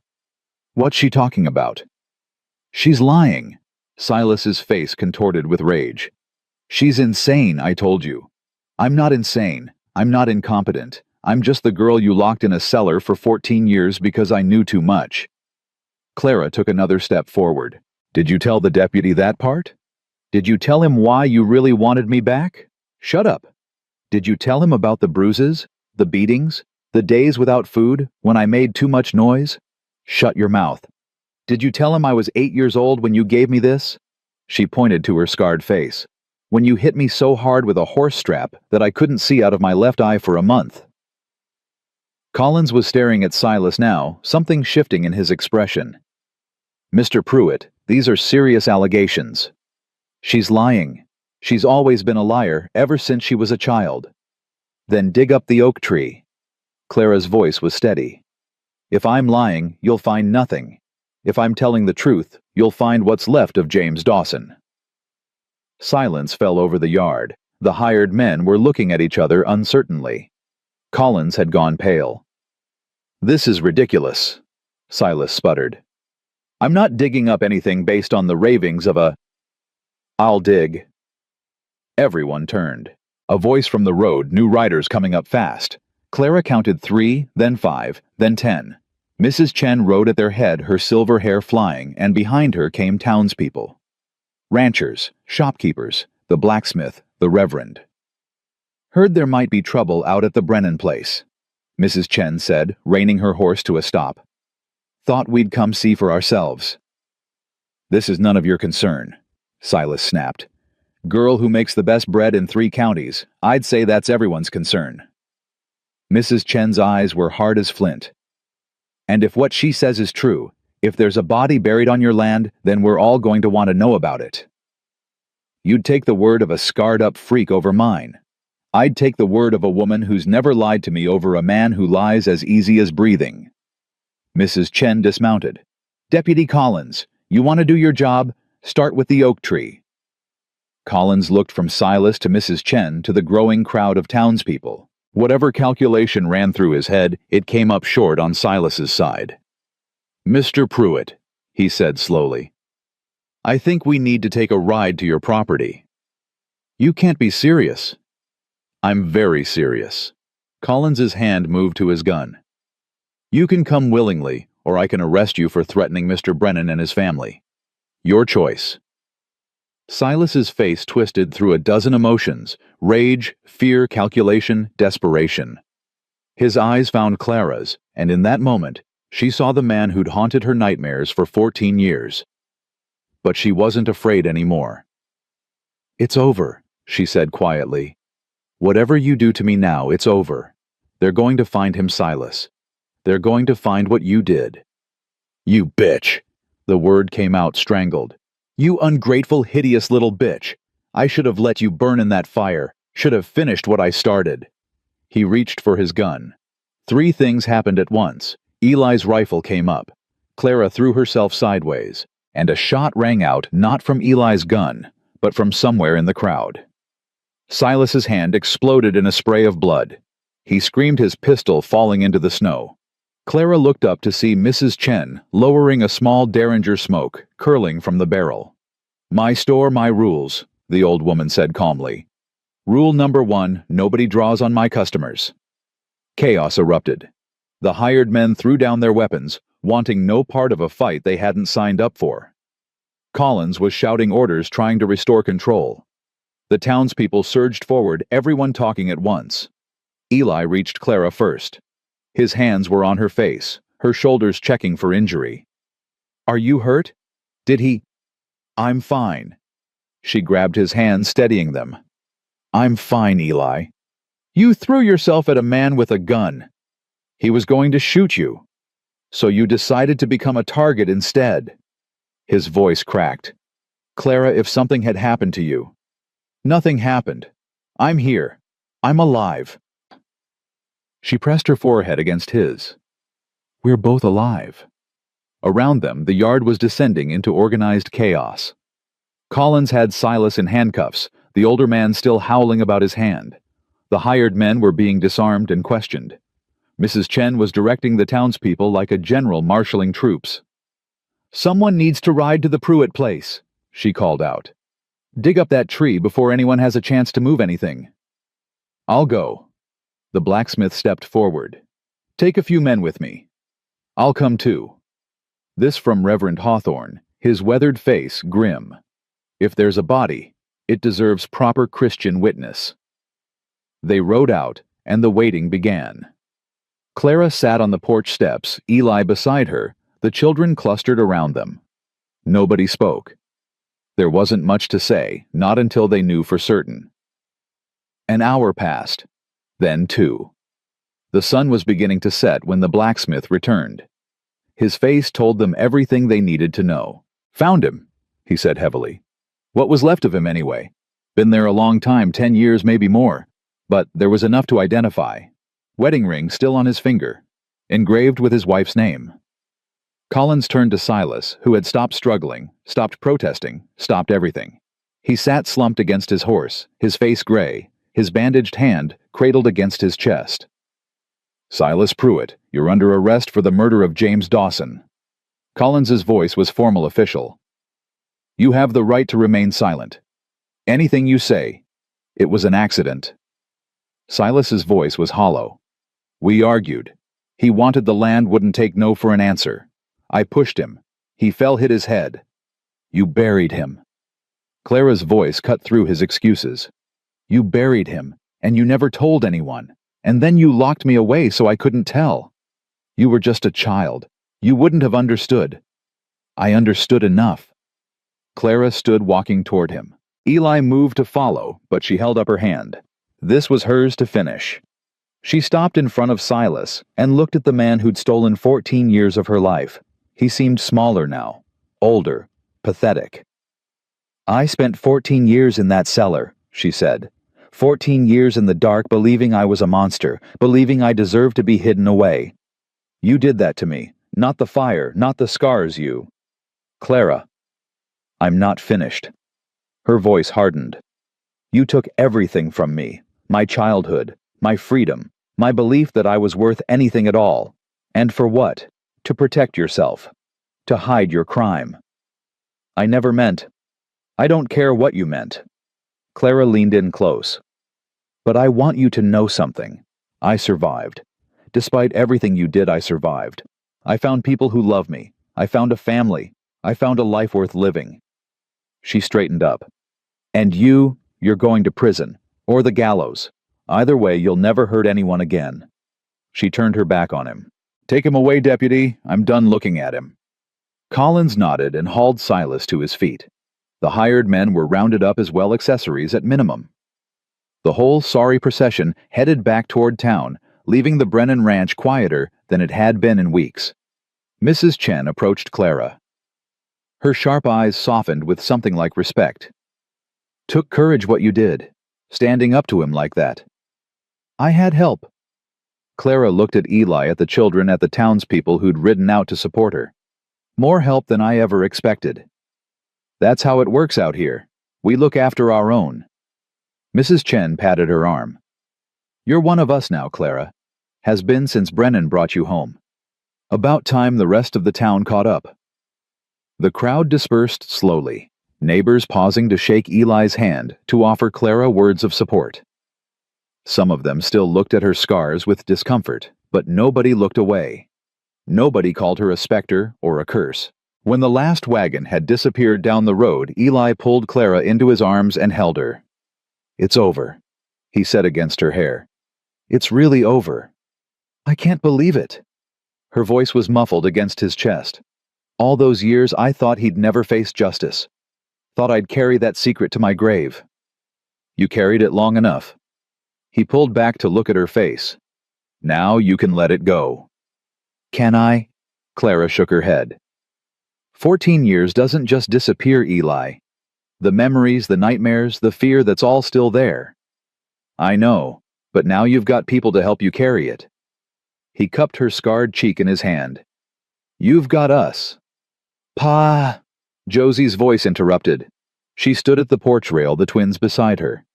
"Is it really over? Is Clara safe now?" "She's safe." Eli kept his arm around Clara's waist. "Silas is going to prison. He can't hurt anyone anymore." "Good." Tommy's voice was fierce. "He was a bad man. I wanted to shoot him." "I know you did, buddy. But Mrs. Chen shot him first. Mrs. Chen is surprisingly well armed." Eli's mouth twitched. "Don't tell her I said that." "Can Clara stay forever now?" Will asked, his solemn eyes fixed on her face. "She's not going to have to leave." Clara looked at Eli. He looked back at her, something unspoken passing between them. "That depends on Clara," Eli said carefully. "This is her choice. It's always been her choice." "I want to stay." The words came out stronger than Clara expected. "If you'll have me, we'll have you." Josie descended the steps and threw her arms around Clara. We'll always have you." Tommy and Will piled on, turning the embrace into a chaotic, wonderful mess of arms and warmth. Clara laughed, really laughed for the first time in longer than she could remember. "Okay, okay." Eli waded in, separating the tangle. "Let's get inside before we all freeze to death. I think this calls for a celebration. Clara, feel like making one of those pies you've been experimenting with. Apple or cherry both. This is a two-pie kind of day." They went inside, the warmth of the house wrapping around them like a blanket. Clara set to work in the kitchen, the children helping or hindering in Tommy's case, while Eli built up the fire and set the table. It felt domestic, normal, like something out of a dream Clara had never dared to have. "You're thinking too hard again."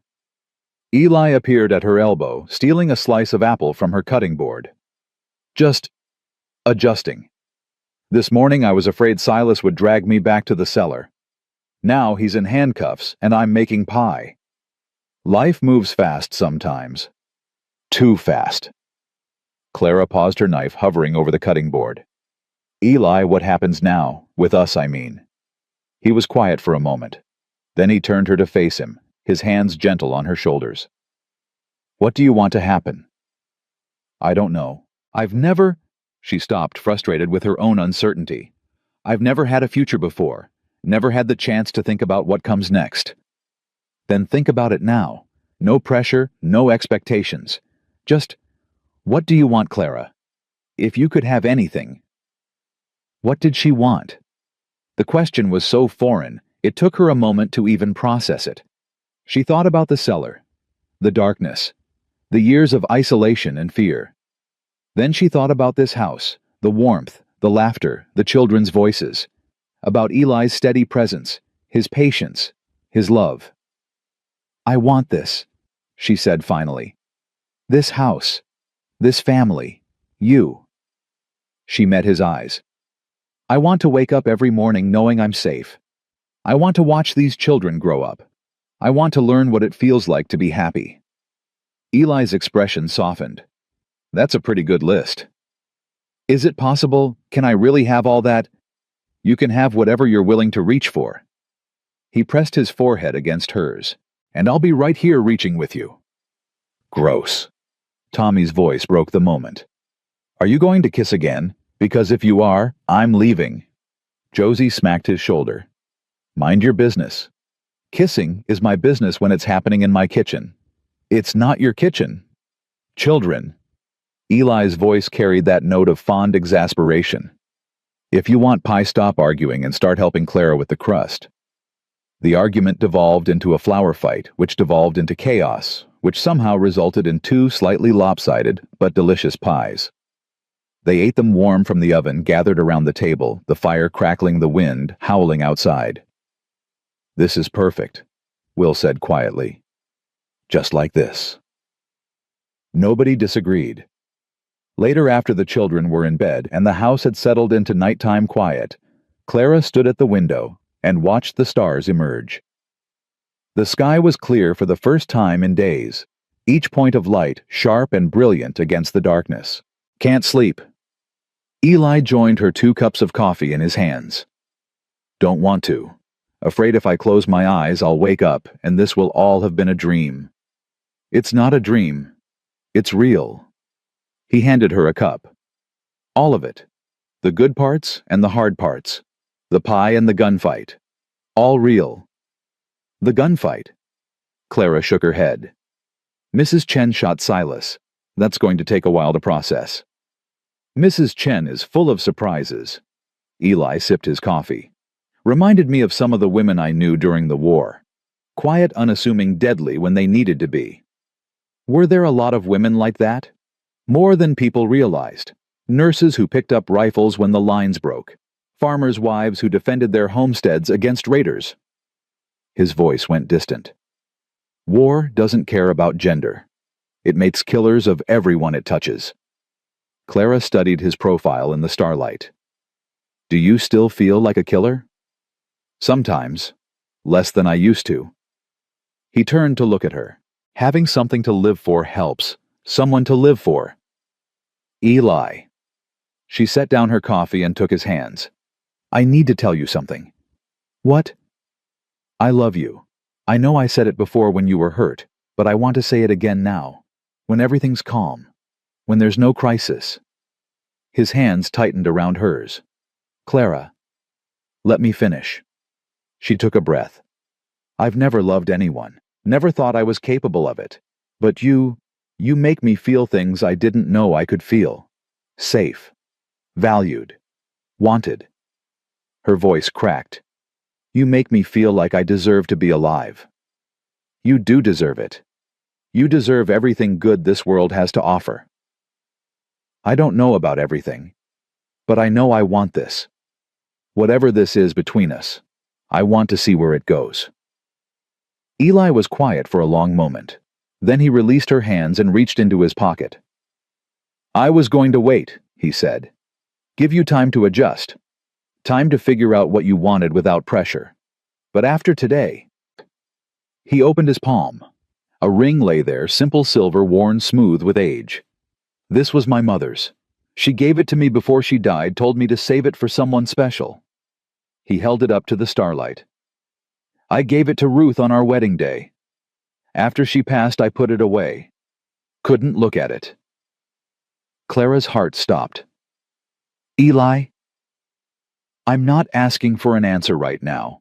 Not asking for anything except that you think about it. He pressed the ring into her hand. But I want you to know I want you, Clara. Not just for now, forever. However much forever we've got left. Clara stared at the ring in her palm. Such a small thing to carry so much meaning. You want to marry me. I do. Even though I'm scarred. Even though I come with more baggage than a freight train. Even though I still have nightmares and flinch at shadows and don't know how to be normal. Normal is overrated. His voice was soft. I just want you. Exactly as you are. Scars and baggage and all. Clara thought about the cellar. About the years of darkness, the belief that she'd die alone and unloved. About the girl who'd stood on that auction platform, convinced she was worth less than livestock. That girl was gone. In her place stood a woman scarred, yes, but surviving. Stronger than she'd known. Braver than she'd believed. Yes, she said. Eli blinked. Yes. Yes. I'll marry you. Clara slipped the ring onto her finger. It fit perfectly. I'll marry you, Eli Brennan. And I'll spend the rest of my life being grateful that you saw something worth saving in a girl nobody else wanted. His face transformed. Joy, relief, love, all of it written there, open and unguarded. Clara. He breathed her name like a prayer. Then he pulled her into his arms and kissed her deep and thorough, while the stars blazed overhead and the future stretched out before them. When they finally broke apart, both breathless, Clara laughed. The children are going to lose their minds. Tommy's going to want to plan the whole thing. Josie's going to insist on doing my hair. Will's going to write a poem. He does that for special occasions. Eli was grinning now. We should probably tell them in the morning. Probably. Clara looked down at the ring on her finger. Mrs. Brennan. Clara Brennan. That's going to take some getting used to. You've got time. We both do. Eli tucked a strand of hair behind her ear, the scarred side touching it as naturally as the unmarked. All the time in the world. They stood at the window until the coffee went cold and the fire burned low, planning and dreaming and learning what it felt like to hope without fear. The ranch was quiet around them. The children slept peacefully. And somewhere in town, Silas Pruitt sat in a cell, his crimes finally catching up to him. Tomorrow there would be details to sort out. Legal matters, wedding plans, the slow work of building a life together. But tonight, there was just this two people who'd found each other against all odds, holding on tight, refusing to let go. Clara Whitfield had been called a specter, a curse, a monster. But she was none of those things. She was Clara Brennan now, wife-to-be, mother-in-waiting, a woman who'd walked through fire and come out the other side. And she was finally, impossibly home. The news spread through Stillwater Creek like wildfire. Eli Brennan was marrying the specter, the scarred girl from the auction platform, the woman who'd spent 14 years in a cellar. Some said he'd lost his mind. Others said it was about time. Mrs. Chen said anyone who had a problem with it could take their business elsewhere. Clara heard the whispers when she went to town, but they didn't cut the way they used to. She walked through the streets with her head high, her face bare, the ring on her finger catching the winter sunlight. Let them talk. Let them stare. She had nothing left to hide. "You're getting good at this," Eli said as they loaded supplies into the wagon. "The not caring thing." "I'm getting good at pretending not to care." Clara handed him a sack of flour. "The actual not caring might take a while longer." "Fair enough." He paused, watching her face. "You know we could wait. Give people time to adjust. Have the wedding in spring when—" "No." The word came out sharper than she intended. "I've waited 14 years for a life. I'm not waiting anymore." Eli smiled. That real smile, the one she'd only started seeing after the storm. "Yes, ma'am." They were married 3 weeks later on a Sunday morning so cold the church windows frosted over. Reverend Hawthorne performed the ceremony, his weathered voice filling the small sanctuary. Mrs. Chen sat in the front row, dabbing her eyes with a handkerchief she swore was for her cold. The blacksmith and his wife were there. The general store clerk. A dozen other townspeople who'd decided that courage and survival mattered more than scars. Clara wore a dress Josie had helped her alter, one of Ruth's cream-colored with lace at the collar. It felt strange to wear a dead woman's wedding dress to marry her husband, but when Clara had said as much, Josie had shaken her head. Ma would have wanted this. She would have wanted Pa to be happy again. The girl had touched the fabric with gentle fingers. "And she would have loved you. I know she would." Now Josie stood at the altar, as Clara's witness, her gray eyes bright with tears she refused to let fall. Tommy and Will flanked their father, scrubbed clean, and dressed in their Sunday best, looking uncomfortable but proud. "Do you, Clara Whitfield, take this man to be your lawfully wedded husband?" Clara looked at Eli. At his steady eyes, his scarred eyebrow, the gray threading through his dark hair. At the man who'd bought her freedom, defended her honor, and taught her what it meant to be loved. "I do." "And do you, Elijah Brennan, take this woman to be your lawfully wedded wife?" "I do." His voice was rough with emotion. "I surely do. Then by the power vested in me by God in the territory of Montana, I pronounce you husband and wife." Reverend Hawthorne smiled. "You may kiss your bride." Eli cupped her face in his hands, both sides smooth and scarred, and kissed her with a tenderness that made her knees weak.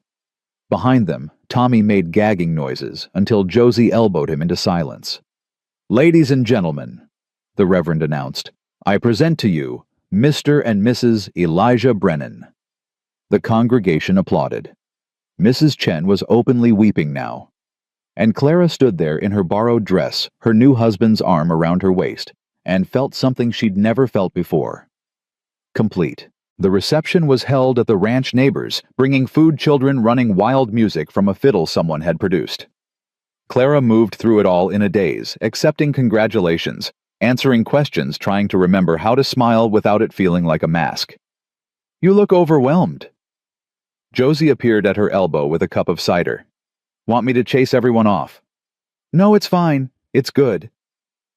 Clara took the cider gratefully. I never imagined this. Any of this. A wedding.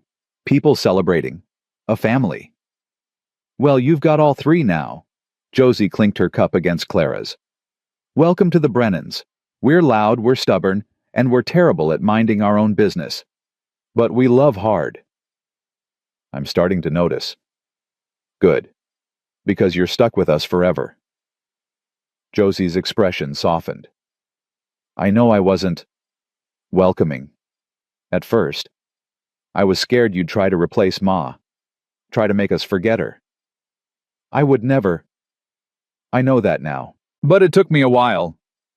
Josie looked across the room to where Eli was laughing at something the blacksmith had said. "Pa's different with you. Lighter. Like some of the weight he's been carrying finally lifted." She turned back to Clara. "Ma would be grateful for that. And so am I." Clara felt tears prick her eyes.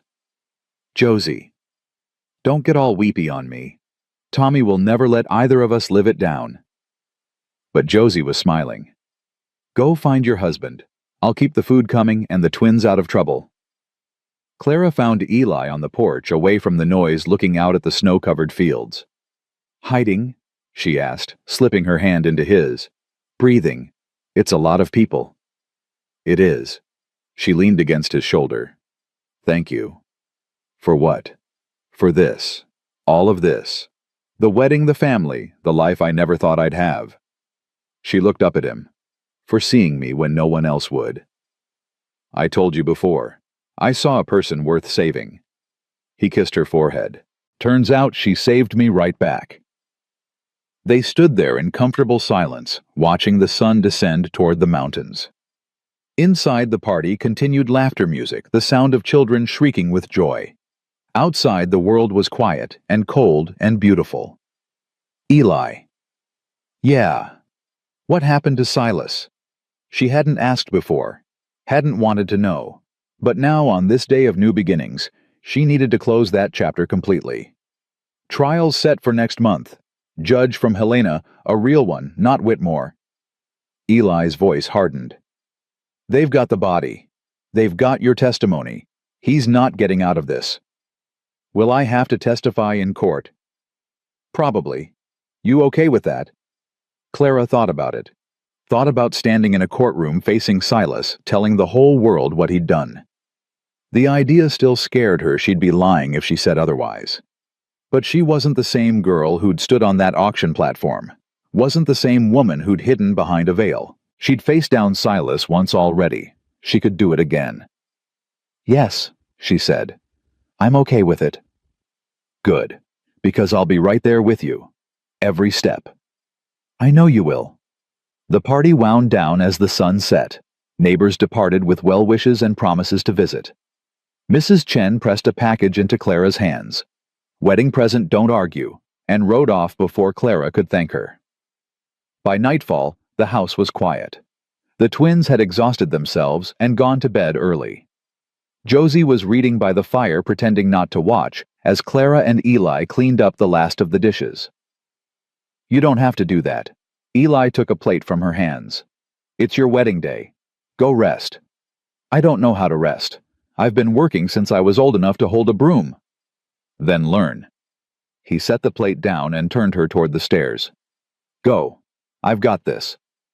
Clara went, but she didn't go to the bedroom. Instead, she found herself standing in front of the mirror in the hallway, the one she'd avoided for weeks after burning the veil. The woman staring back was a stranger. Same scars, same twisted features, but the eyes were different. Brighter, more alive. You look like someone who's been through hell and decided to build a garden anyway. Clara turned. Josie stood at the foot of the stairs, her book tucked under her arm. Is that one of your mother's sayings? No, that one's mine. Josie climbed the stairs and stopped beside her. Ma used to say that the strongest flowers grow in the hardest soil. I think she'd say you were proof of that. I don't feel strong. Most days I still feel like I'm pretending. Everyone's pretending. That's the secret nobody tells you. Josie's gray eyes met hers in the mirror. Even Pa, even Ma when she was alive. We're all just making it up as we go. That's terrifying. That's freedom. Josie smiled. Good night, Clara. I mean... She paused, something shifting in her expression. Good night, Ma. The word hit Clara like a thunderbolt. Josie! But the girl was already gone. Her footsteps retreating down the hall, leaving Clara standing alone with the reflection of a woman who'd just been given everything she'd never dared to want. That night, lying beside Eli in the bed, they now shared, Clara couldn't sleep. You're thinking too loud, Eli murmured, his arm tightening around her waist. I can hear it from here. Josie called me Ma. Silence. Then, how do you feel about that? Terrified, honored, like I'm going to ruin everything. Clara turned to face him. What if I'm terrible at this? What if I hurt them somehow? What if I'm too broken to be a mother? You're not broken. You're healing. Eli's hand found hers in the darkness. And those kids already love you. You've been mothering them since the day you arrived, cooking, cleaning, listening. You just didn't have the title. It's different now. Official. Is it, or is it just the same thing with a name attached? He propped himself up on one elbow.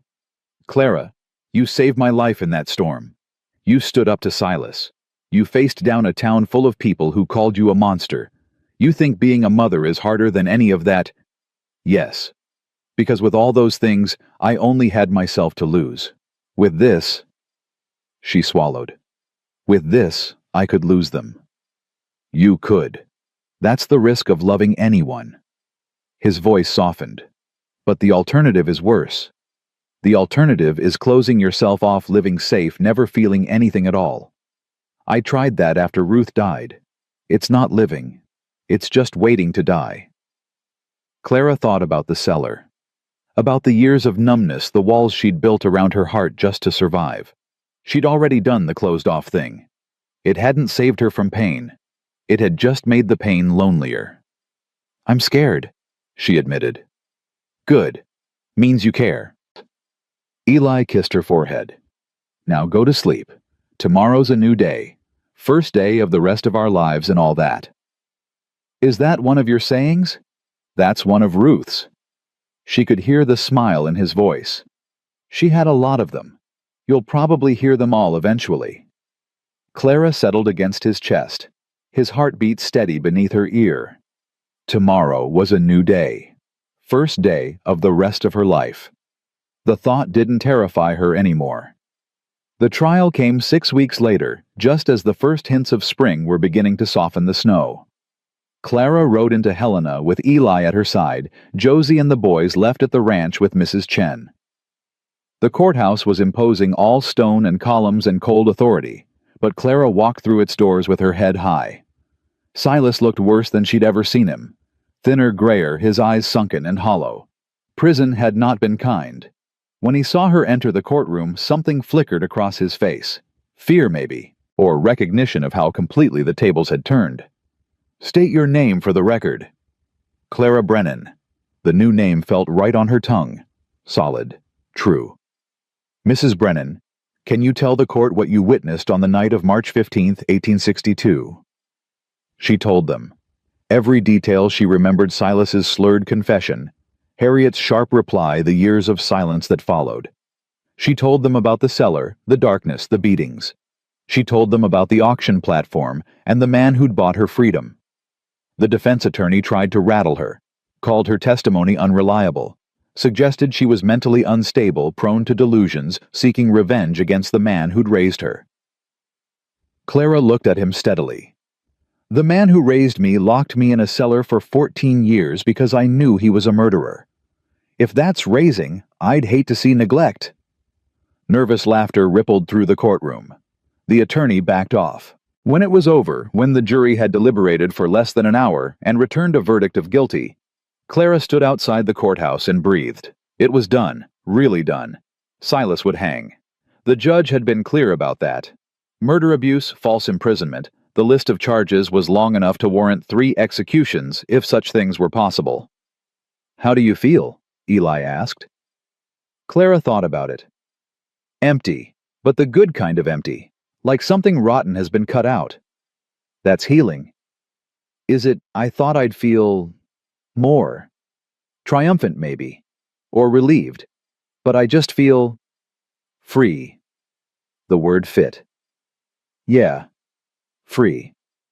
They rode home through the spring mud, past fields that were just starting to green, past trees beginning to bud. The world was waking up from winter, shaking off the cold, reaching toward the sun. Clara felt like she was waking up too. The months that followed were the happiest of her life. She learned the rhythms of the ranch calving season, in spring fence mending, in summer harvest preparations, in fall. She learned the rhythms of her family too, Josie's quiet strength, Tommy's boundless energy, Will's thoughtful silences. She learned what it meant to be a wife, to share a bed and a life with someone who knew her worst parts and loved her anyway, to argue and make up, to plan and dream and build something together. Summer brought long days and hard work. Clara's bread became famous throughout the territory. Mrs. Chen couldn't keep it in stock. She started taking orders, then taking on help, then teaching Josie the secrets of the perfect crust. "You should open a bakery," Eli said one evening, watching her knead dough by lamplight. "In town, people would never. People line up to buy your bread every week. They'd line up to buy it every day if they could." He came up behind her, wrapping his arms around her waist. "Think about it. A place of your own, something you built." Clara thought about it. A bakery, a business, something that belonged to her that she'd created with her own hands. The girl in the cellar had dreamed of nothing but survival. The woman she'd become could dream of so much more. "Maybe," she said, "maybe I will." Fall arrived with color and chill. The mountains blazed red and gold, then faded to brown as winter approached. Clara stood on the porch one October morning, a shawl wrapped around her shoulders, watching the children head off to school. Josie had grown 3 inches over the summer. The twins had lost their baby faces, their features sharpening toward the young men they'd become. Time was moving, carrying them all forward, and for once Clara didn't want to hold it back. "Penny for your thoughts." Eli appeared beside her with coffee.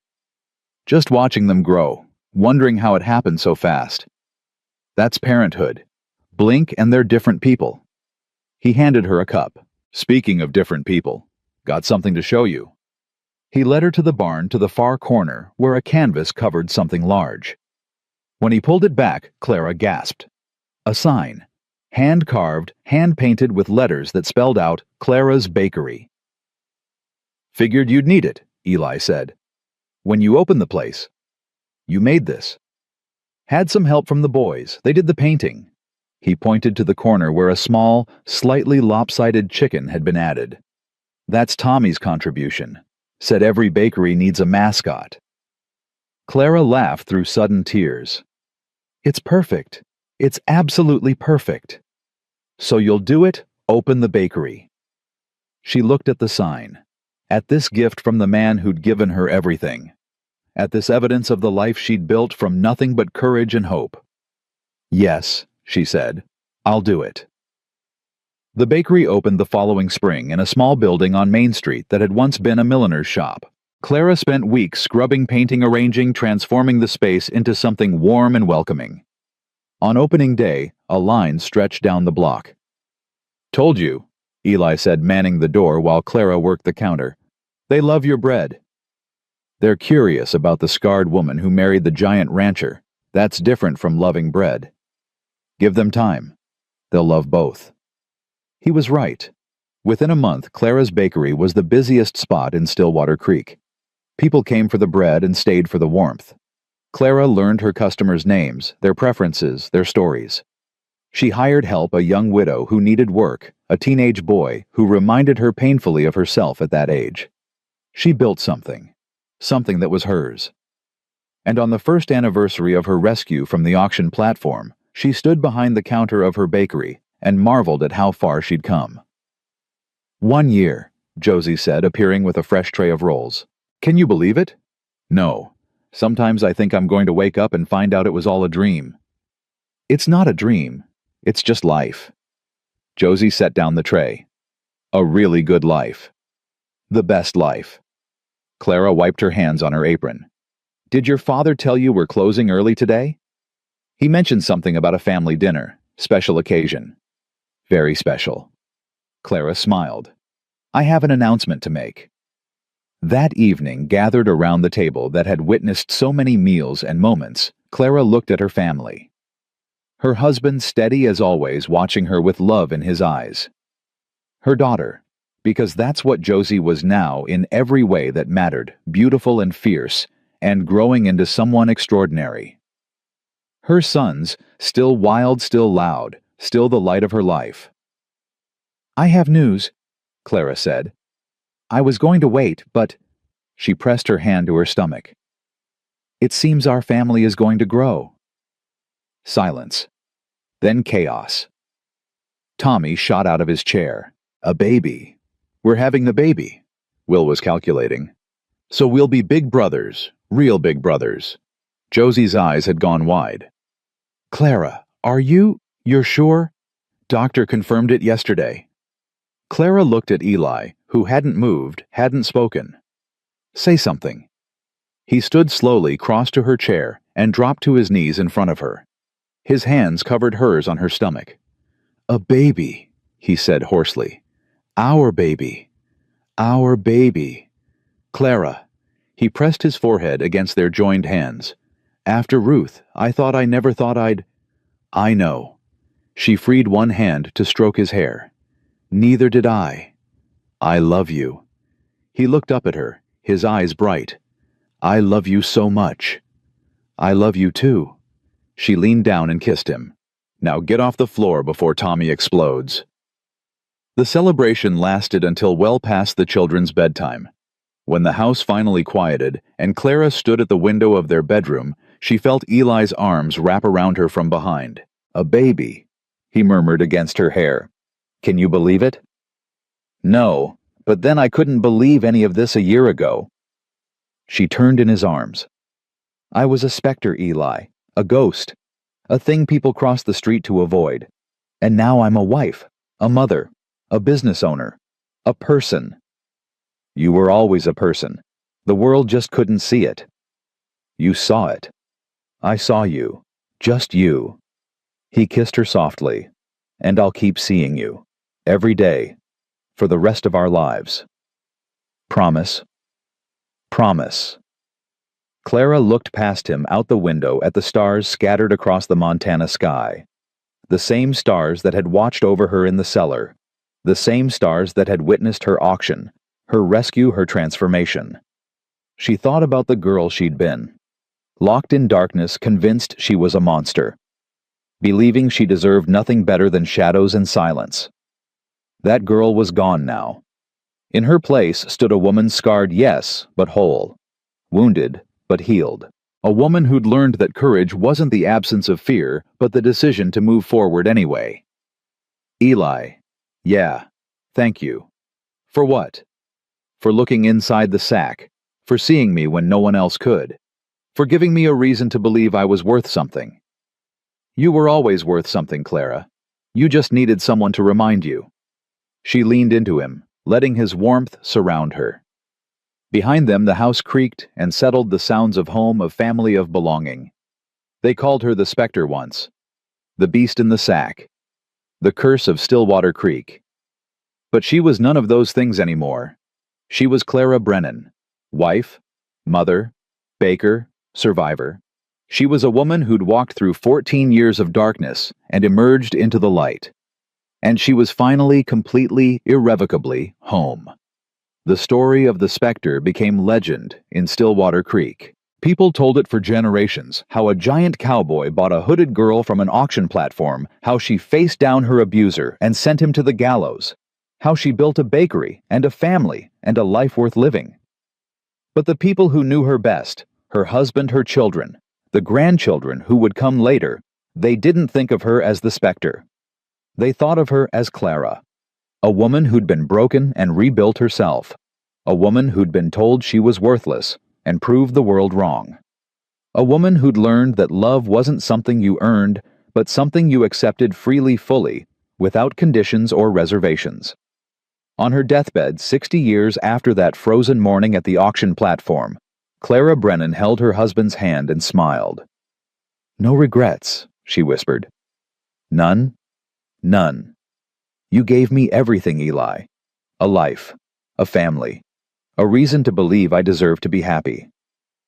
You gave me the same thing. His voice cracked. I was dead inside before you came along. You brought me back to life. Then we saved each other. Yeah. He pressed his forehead to hers, the same gesture that had comforted her for 6 decades. Yeah, we did. Clara closed her eyes. The darkness didn't frighten her anymore. It was just another door, another passage, another step on a journey that had begun the moment a giant cowboy looked at a hooded girl and saw something worth fighting for.